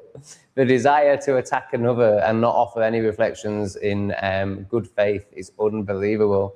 He has no desire to help me. He has no desire to help me be a better person. He wants to do me down because then if he drags me down to his level, he's like the crab in the bucket, pulling the one that's trying to escape. then he doesn't have to look at himself.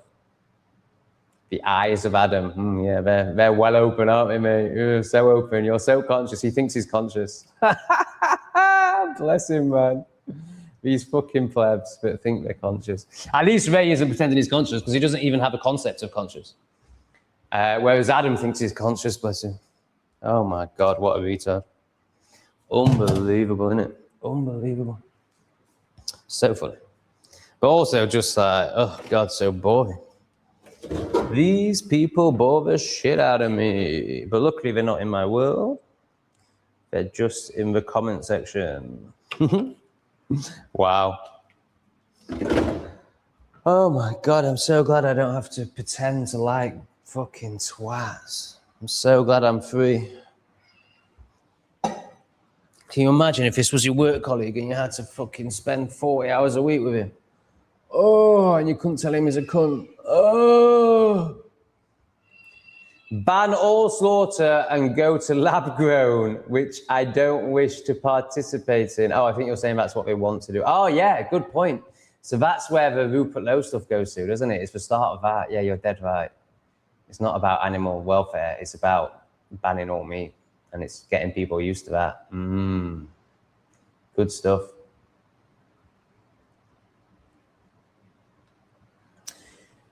Shanta. I was in Siem Reap last year and checked into a hotel the time I was told, but the room wasn't ready. I made a fool of myself by yelling at the front desk clerk in Cambodia, life is relaxed and no rush. Yeah. I mean, I've so been there, mate. They have no concept of anger.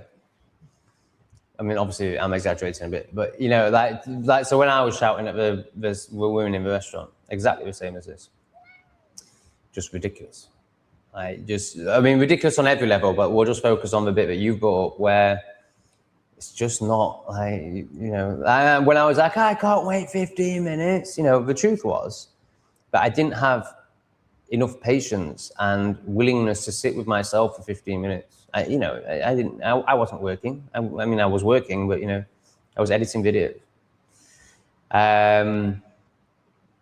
So the truth was I was so conditioned into English ways, you know, now, rush, that just felt abhorrent to me and totally unacceptable. But of course, that was just my conditioning and my repression. Of course, 15 minutes is fine. Of course, shouting at people over a failed delivery is just ridiculous.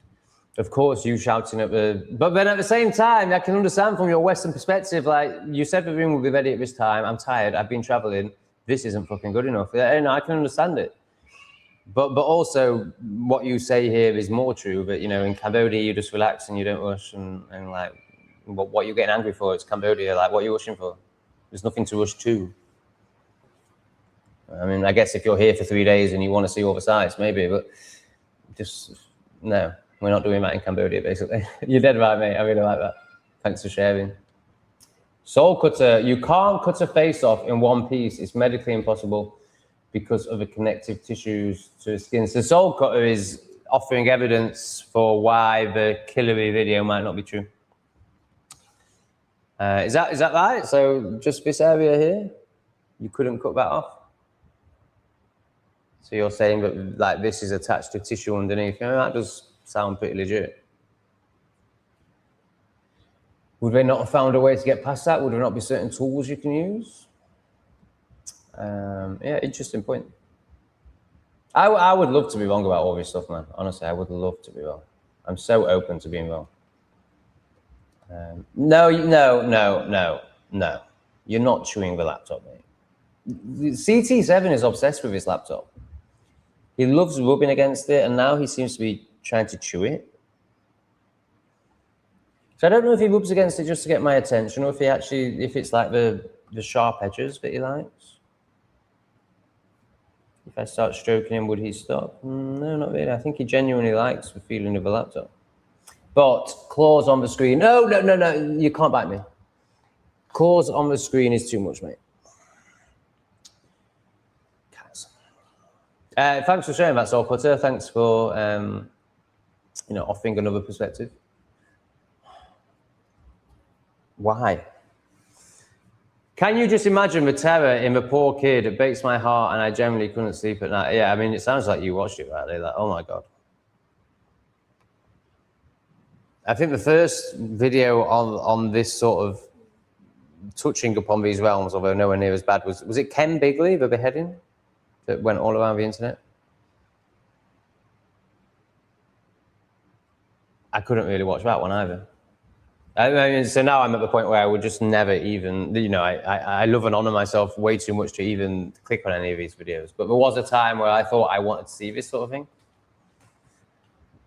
If it, yeah, it is the most horrific thing that's ever been videoed, I think, if it's real.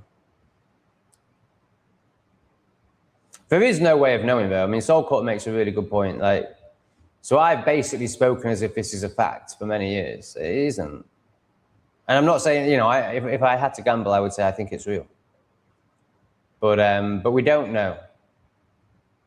And the more I realize that everything is a psyop and that there is no disclosure, there's no exposing truth, there's just what they let out, the stories they tell.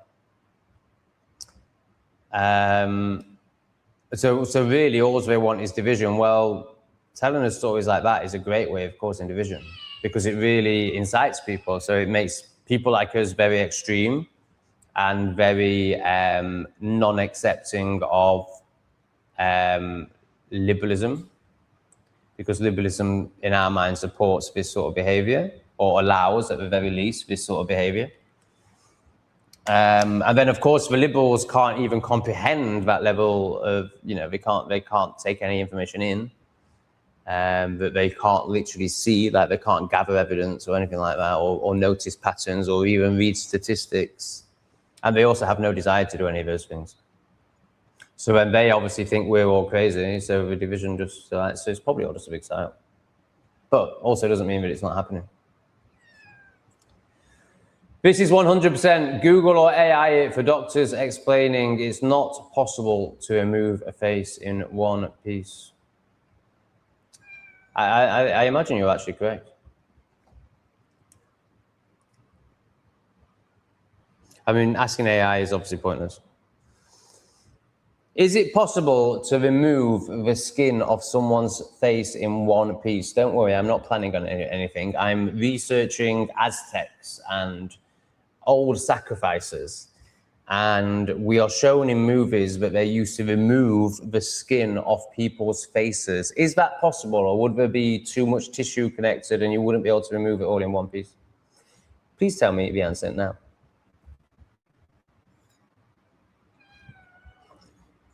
Yes, it is anatomically possible to remove the skin off a human's face and body in a single piece. I mean, didn't Ed, the serial killer in Ed Gaines, maybe, something like that, in America do it? So we're told. And historical accounts, including those regarding Mesoamerican rituals, such as dedicated Aztecs, describe the process. From a biological and surgical perspective, here is how it works and why it's possible. The subcutaneous plane, human skin, sits on top of a layer of subcutaneous flat and connective tissue. Beneath that layer lies the muscle of facial expression and the facial bones. There is a natural, relatively loose cellular plane between the skin fat and the muscles. So it looks like you're wrong, Soulcut. So we're back to Hillary being a demonic demon. Tom, you said you owned 4 properties at one point. I love how they say you said as if I might be lying. Like, because they would lie. Because they've never achieved or owned anything, so therefore they make up bullshit like this. And they can only assume that somebody who achieved so much would be lying because they have no concept of achieving. Bless them. Owned 4 properties at one point. How did you acquire them? Oh, okay, sorry, maybe I went a bit too harsh. Maybe it is a genuine question. I really need to read the questions before I rip people apart. Sorry about that. How did you acquire the money? Was it through your doggy daycare mainly and selling big bags of herbs? I mean, I was making 100 grand a year by 17 selling herbs. My parents and granddad gave me my first deposit, which was 20,000. This was back in, oh, right, so this is the other thing. You got to remember, Self-cert mortgages, do you even know what they are? I don't know how old you are. So when I bought maybe all of my properties, but certainly the first few,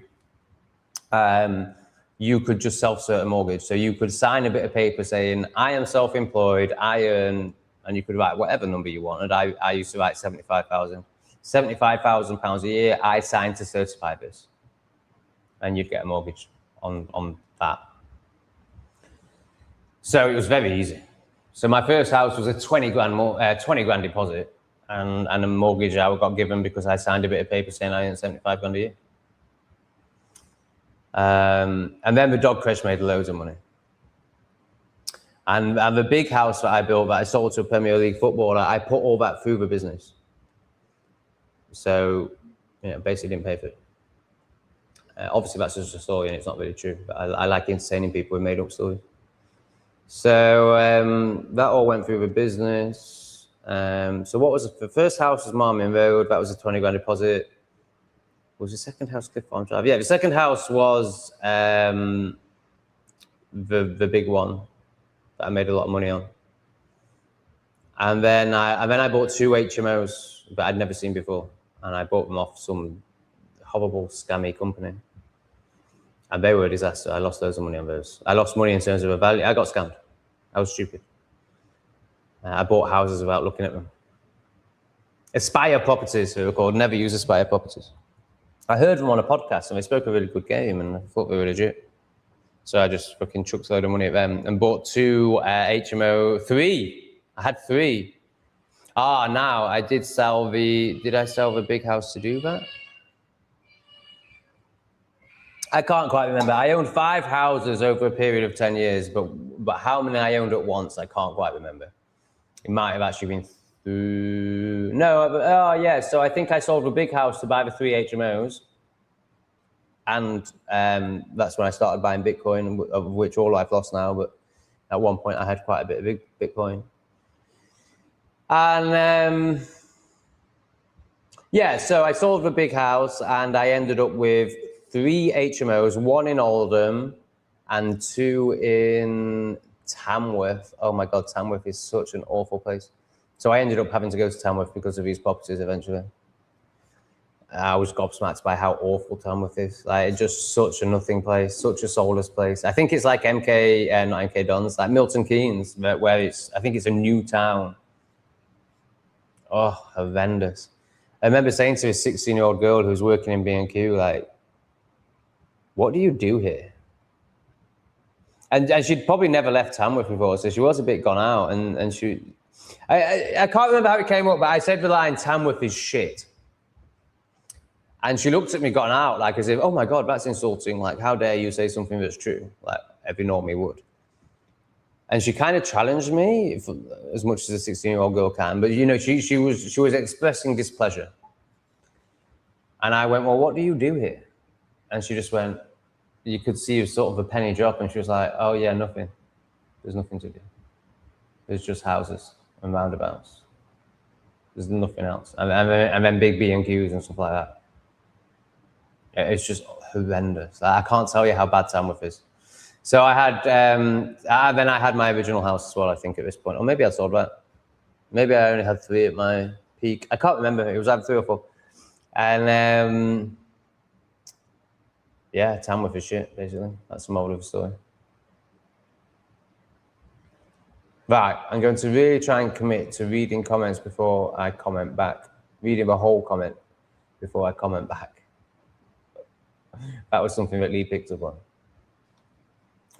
As if a doctor would need a sick video like that to prove anything. That is the most ridiculous thing I've ever heard. So I think this is Riley talking to Soul Cutter, and it turned out it was ridiculous. So yes, well done, Riley. Once again, Riley has, as far as I'm aware, Riley has never been wrong in anything she's said.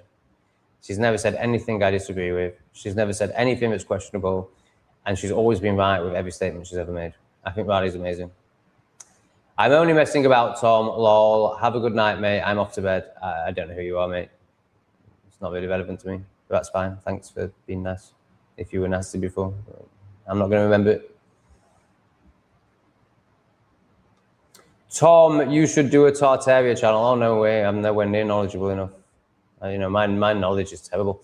So I'm not good at details. I'm not, you could say, patient enough, or maybe interested enough. I think it's patient enough, maybe intelligent enough as well, to do in-depth videos on things. Like I just speak about the overview.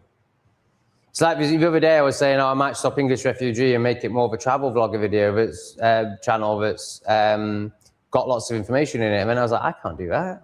That's not what I do, because that's very time consuming and it's very boring.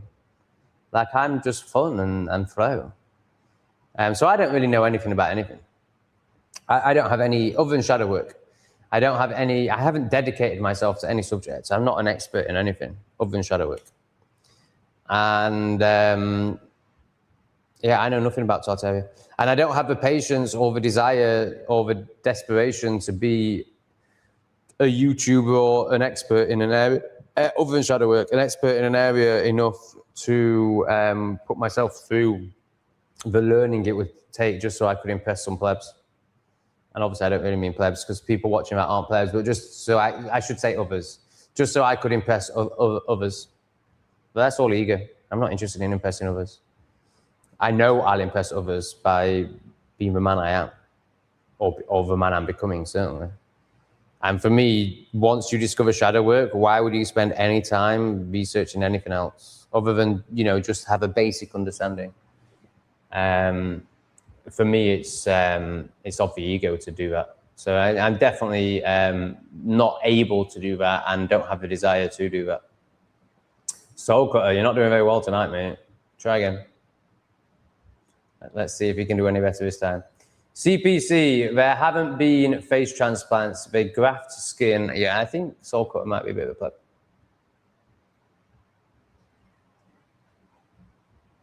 I'm calling BS on that. All right, no one cares what you think. You're irrelevant. You're a nobody. I never lie. I may lie to myself sometimes. Through the shadow, through the blind spots, and therefore I would speak mistruths for my own misunderstanding, for my own misalignment. But I never deliberately lie. I don't need to. I have nothing to prove. I've smashed life. What are you talking about? You're projecting that because you live a life of lies. Also, you're completely insignificant and no one cares what you think.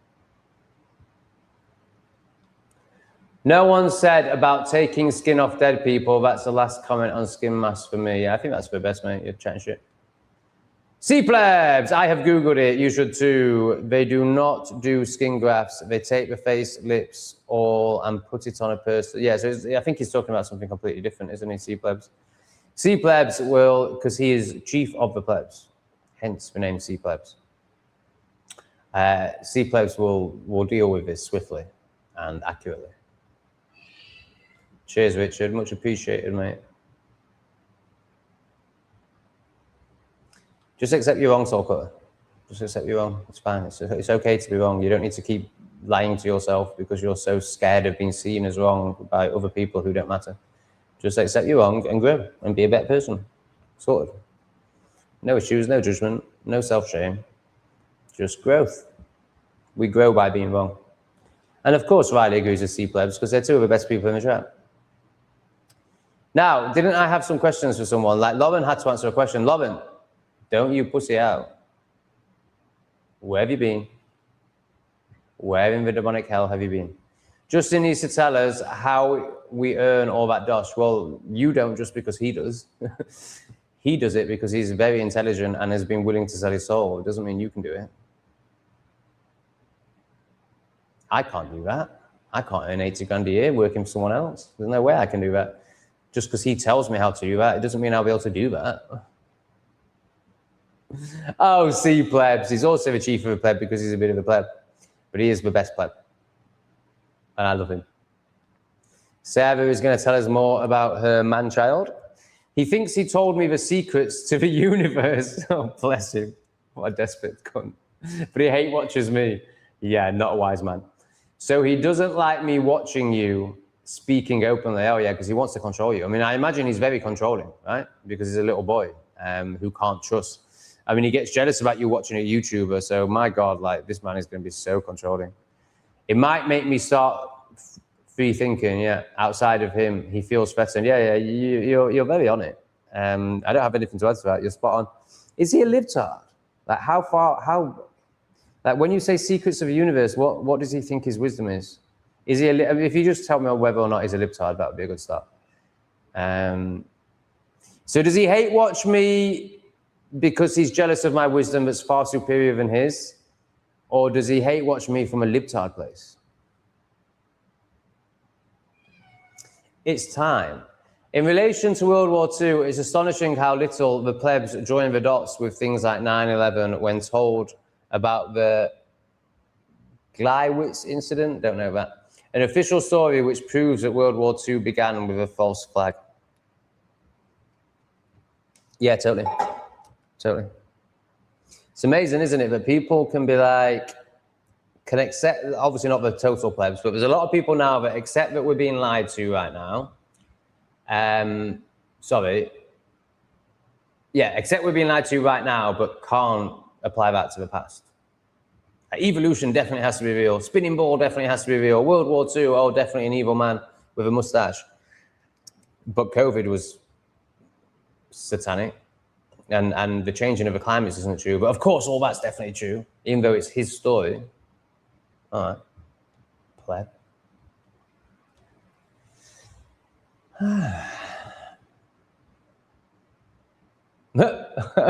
Look at the projection on this one. They're so disempowered and so retarded and probably stack shelves in Tesco, but they think that I might end up stacking shelves in Tesco. No, mate. I can create my own destiny. I walk to the beat of my own drum. I have been an entrepreneur since the age of 12. I'm not a pleb. I understand you can only perceive from your level of perception. I realize you're very retarded, even though you've got a nice OM as your profile picture. Virtue signal. You're a retard, and you're projecting that onto me. Tom, was your doggy daycare business in the UK started with a loan from mummy and daddy? Yeah, they helped me out. Yeah. So no, it was started actually. So I was a dog walker for 5 years, and I made shitloads of money. I earned about $1,000 a day doing that. So I took on this building with no intentions of needing help from my parents, but I totally underestimated the costs, and I ran out of money. So my parents lent me £40,000 to finish that business off. But I'd already made loads of money myself by the time that happened. So you can't shame me, Gerald, just because you're a pleb who can't create any money. Yes, I have had a lot of help from my parents, but I also did it anyway, and would have done it anyway, and was doing it without them. They made it a bit faster to becoming a millionaire by the age of 30. But then I drank ayahuasca and went on a completely different path. So all of this is irrelevant. And now I'm, an incredibly wise, enlightened guru. So again, doesn't matter, does it? Not relevant to the real stuff that matters, which is the fact I'm an enlightened guru. So your silly little projections and so what you're trying to do here is, rather than look at yourself and why you're so disempowered, retarded, and a slave, you're giving yourself excuses for why you can't do what I've done. You can. You just need to take responsibility and do the work, which you'll never do because it's scary as hell. Debbie, Callie is so cute. She just sat up and checked she was there and went back to sleep. Oh, yeah, she's amazing, man. She's honestly, like, I know everyone thinks their pets are the best in the world. And CT7 is incredible. Like, I think I've got 2 incredible cats, but Callie's outrageous. Callie's just the best. She's amazing. So loving. They're both so loving. Like, they sleep on my bed now, very calmly. Yeah. And here's Kelly. CT7's too chilled. I don't want to disturb him, but she's jumping around, so I don't mind picking her up. But CT7's right here. Responsibility for felines isn't an easy task, but their meows make it worth it. She's so beautiful. I think it's really easy. And they're such easy pets. Like, they basically look after themselves. You just have to feed them and clean up their shit. And their shit is all in one place and very easy to clean. So I think they have to be the easiest animal ever, really.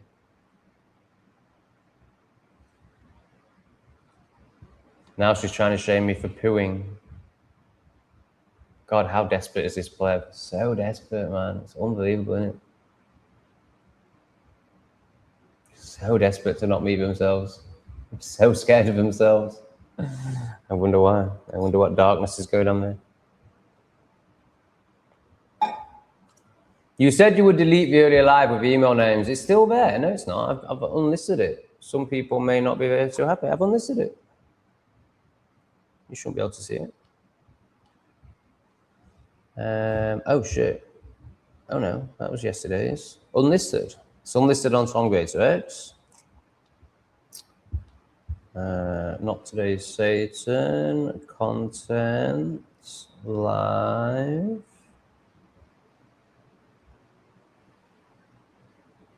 Unlisted on Not Today's Satan. Last one is English Refugee. Live. Unlisted. I think you're lying. They're all unlisted. So the only way anyone would see it is if they saved the link in the 17 minutes that it was up, and they now have the link to it. Because I'm not deleting it because it's got donations on it, and I assume I'd lose those. So I'm not deleting it, but I've unlisted it, so it shouldn't be on my YouTube. So I think you've either saved the link or you're just a lying spaz. I think you're a lying spaz. I love Green Tom, and I mean wildlife and plants away from concrete hideous. Yeah, of course, man. Yeah, it's just inevitable once you meet yourself, and it's clear that you've met yourself deeply enough to appreciate nature. I would love to leave Ireland and move somewhere like that with Jackson. Okay. But I'm feeling quite tired. I'm getting a bit bored. I think I'm going to end it. Let's just go to the bottom.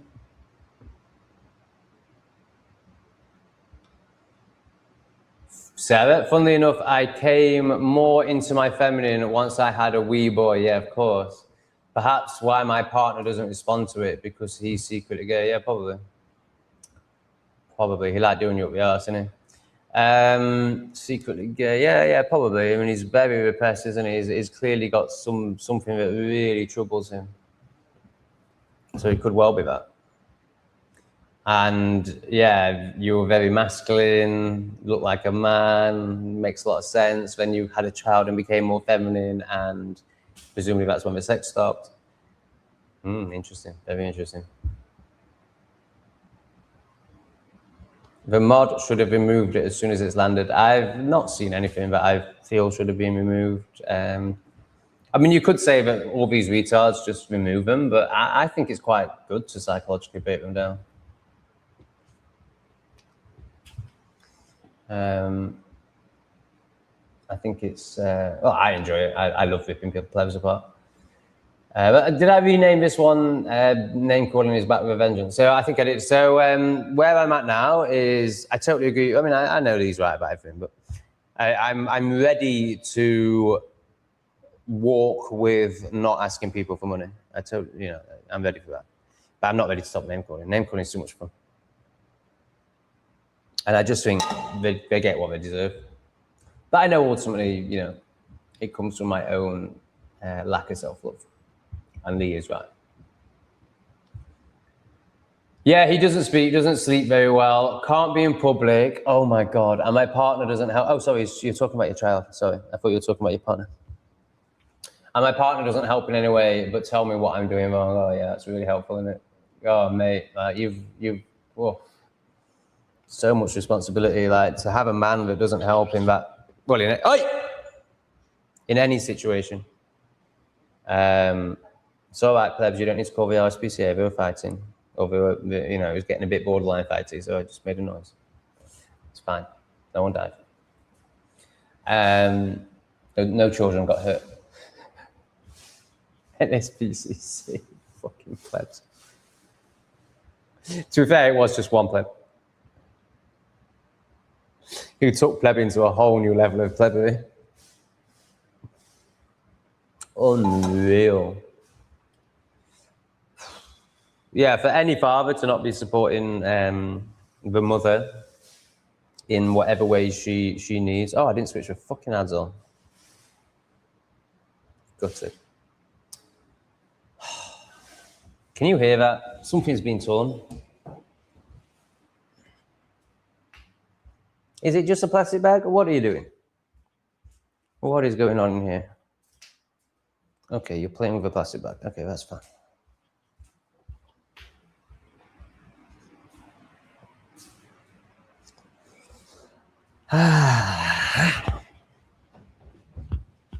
But yeah, I mean, it's shocking with any child, but like when it's this level of responsibility that is required, and I mean, I can't even imagine. I just, yeah, bless you, Sarah. Why are you in this relationship? What do you get out of it? Is it just financial at this point? I think most of it is not all the Bible. I think most, if not all the Bible, is true too. It's just how it's meant to be understood that I am not sure of, as in not literal. Yeah, it's definitely metaphorical. I think we're pretty similar stages with it, Riley. Like, feel pretty much the same about it, but haven't quite worked out what it's, aren't quite sure about it, but no, it's obviously not what they present it as. We definitely need to look into injections instead of saying it's a conspiracy theory. Sam, you just talk about your relationship. It's much more interesting. I'm only joking. You do what you want. But I'm thinking of your comments based on it being about your relationship. Can you imagine how high they seem, so that's per player, but cortisol levels and blood pressure is watching a live, getting so worked up? Do these haters not understand the damage they are doing to their body? No, of course they don't. They don't understand anything. Great points, as always. Riley, Lipsis. I don't understand on the work, Tom. You know what I think, Tom. We have been oppressed. We are the ones who have been abused and exploited. I think we need to be vindicated by all these hideous. I think I agree with what you're saying, but I just hear no responsibility. So I think there's some typos, so I might be reading it wrong, but I don't understand done the work. So are you saying you don't understand what I mean when I say do the work? So that would be a lack of, that's your resistance to doing the work with speaking, your lack of responsibility. I think we all need to be vindicated is like, again, it's savior complex. It's the reason people believe in Jesus or Farage or Trump or whatever. External, you want the savior from the external, you want the vindication from the external. You're not doing this. Only you can vindicate yourself. It's a great word, isn't it? It's a great word. Sam loves the C-bomb. It's because she's a man, energetically. It's a great word. All the best people love that word. That's why I could never work for anyone, Tom. I just don't do the whole playing at getting on with idiots game. I just got sacked time and time again. Oh my God, we're kindred spirits. Until I moved to an island and I worked for myself. Yeah, exactly the same story as me. Love it. You're amazing. Justin in with the 5 again. And we all know why, because he's got loads of money. I am struggling with the scarcity mindset, constantly thinking I don't have enough. Yeah, it's amazing. And it always happens to, you read the comments on. Thinking I don't have enough and that I'm running out of time. How do I take decisive action? It's amazing that those with the most are the ones with the scarcity complex. And have you realized yet that having savings is very stressful? The happy traveler travels with a light backpack. Michael's a great example of this. Whilst I think he's a little bit repressed when it comes to money, or very repressed when it comes to money, and it's actually, there's elements of self-sabotage and disempowerment in his money situation. He's very free and flowing, and I'm going to say quite content. I think he would argue very content.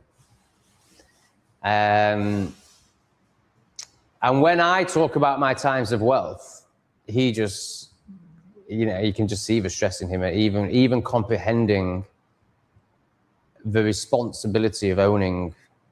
Because when you own something, you have something to lose. So if you're anything like me, Justin, you're constantly thinking, what happens if I lose that? Which you've just acknowledged you're in scarcity. So you will definitely be having this. And it's the opposite of trust and flow. It's the opposite of, trust and flow. So, knowing that abundance will follow you no matter what. And it's this whole, fear and scarcity around having to hoard something because you don't trust the flow and the abundance of the future.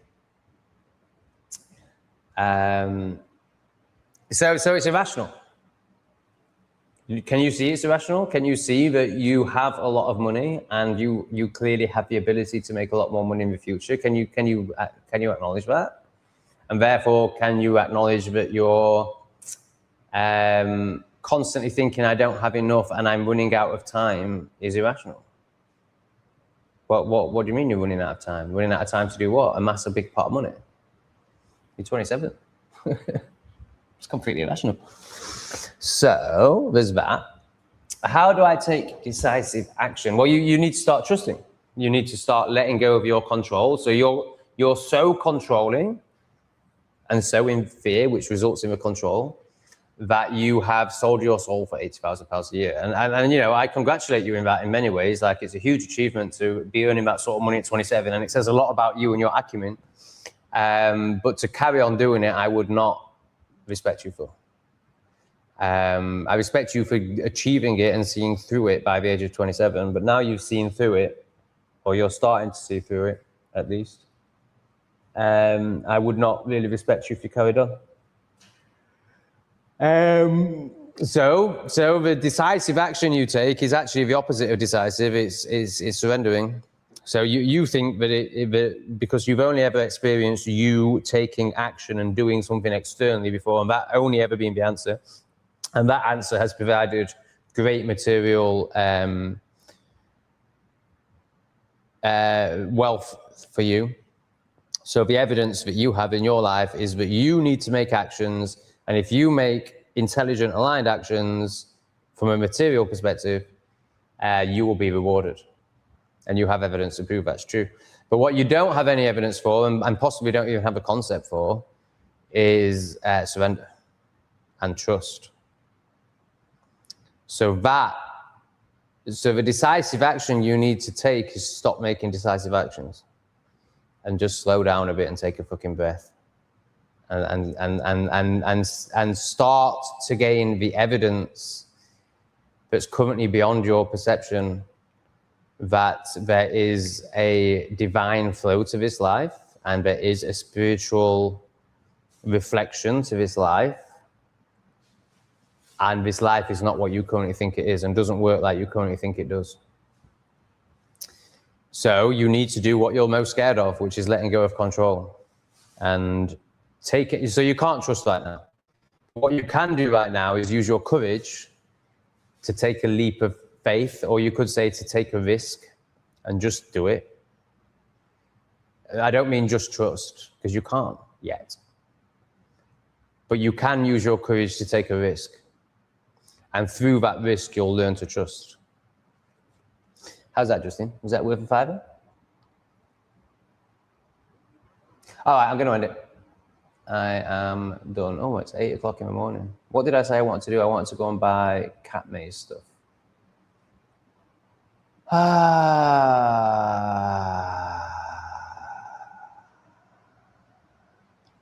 Tom, Dipsis.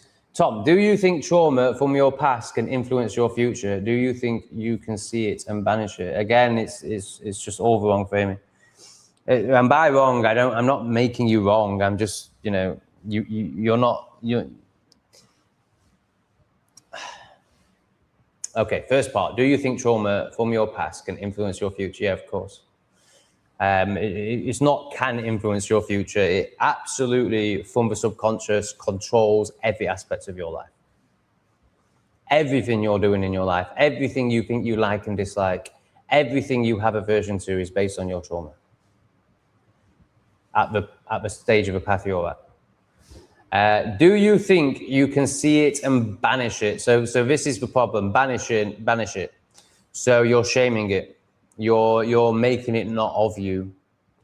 If you were to use language, and obviously the reason the language matters is because it changes how you energetically approach it. So banish is this energy. Integrate, surrender is this energy. So can you integrate it? Can you love it? Can you love the parts of you that are traumatized? I don't mean love the trauma. Can you love the parts of you that are traumatized rather than banishing those parts of you? What do you think? So we're talking about being a child now, essentially. What do you think happens if you banish your inner child? What do you think happens if you banish your traumatized parts? They take control of you. This is the shadow. We banish them into the shadow. We pretend they're not there. We suppress them and they leak out and they control us. So it's actually the opposite of banishing. It's bringing into the light, bringing into awareness, seeing, loving, integrating. I think you'd really benefit from a session with me, Ellipsis. You've got a very incorrect framing of healing. And I think if we did a session together, we could correct all that. And that would give you a chance. At the moment, you haven't even got a chance because your framing is completely back to front. So you're wasting your time, really, right now. So either me or someone else, you need to book a session with someone. You can't do this work without the help of others. But the paradox is only you can do it. No one can actually help you. But also, when you're so, and this isn't an Ellipsis thing, this is an everyone thing, when we are so repressed and indoctrinated and inverted, without the help of somebody who has experience in this area, who has experienced it themselves and got to the other side of the bridge that you're currently trying to cross, that doesn't mean that they're finished. But, you know, as long as they've crossed the bridge that you're trying to cross, then that's enough experience for you to learn from. You're just wasting your time. So for the sake of 50 quid, you know, if you don't want to spend 50 quid with me or someone else, I mean, probably more with someone else, but whatever, then you're just going to waste your time for another 2 years. Over 50 quid. And yet in that time, you're working 40 hours a week. So where's the cost? Is the cost in working 40 hours a week for another 2 years because you don't want to spend 50? You see what I'm saying? Honor yourself and book a session and change your life. Oh, wow, we've not seen this one for a while. Like you, Tom, I did work on myself twice last year, 3 times this morning. So I've never been able to work this one out. He's got stories like fibromyalgia. He thinks he's got fibromyalgia. So he's very disempowered. And sometimes he leaves quite hateful comments, but I think he is a supporter. He's definitely a character. I've never worked out if I like him or not. Sometimes I feel like I can't stand him, and sometimes I feel like I really like him. But I haven't seen you for ages. Have you been too fibromyalgia? Have you been making up too many stories that you've made up so many stories that you can't get off the sofa because you've made up this illness? When actually you're just like repressed and depressed. Bless you, my man. Ellipsis. I do feel angry when I was being pushed into doing something I didn't want to do, getting a job. Ooh. I didn't take it. Oh, good. I didn't take it, but I had so much abuse. Yes, I do think we need apologies. I'm through it. Yeah, you're still making other people important. You're still making other people's opinions important. Like, why do you need apologies from plebs? Really, you know, if you did the work and started to love yourself, you would have nothing but compassion for the people that did that to themselves. And you wouldn't need their apologies, because it'd be like wanting an apology off a 3-year-old. Like, why do you, as an empowered divine feminine, you're not that now, but, you know, you would become that once you're the person that I'm speaking into now. Why would you need the apologies of a 3-year-old? Matters not. You only need it because you're of the ego, and your ego is hurt, and you want to, your ego only knows satisfaction through making itself stronger and getting other people to reinforce it. So that's why you want their apologies. Now, of course, if you extrapolated it to the political system, of course, we will never make, I mean, it all just needs to collapse anyway. It can't be solved, but we would never make any progress in that sphere without accountability is what you really want, accountability. Apologies is just a word. You want accountability and change. So yeah, that would be nice from that sphere, but you know, from the average pleb that called you an anti-vaxxer, they're a 3-year-old. All right, guys, thanks for the stream tonight. Oh, have we just got another one?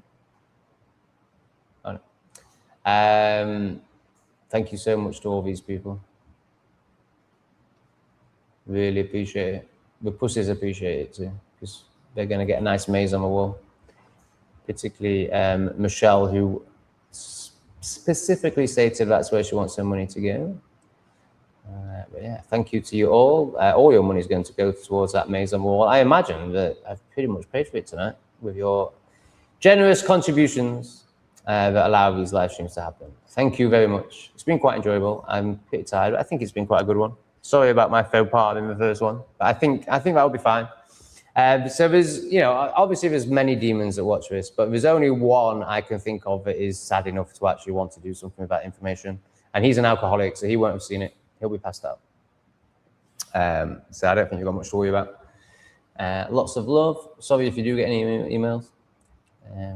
I will learn from that mistake and take more responsibility in future with what I share on my screen. Lots of love to you all. Thanks for being here.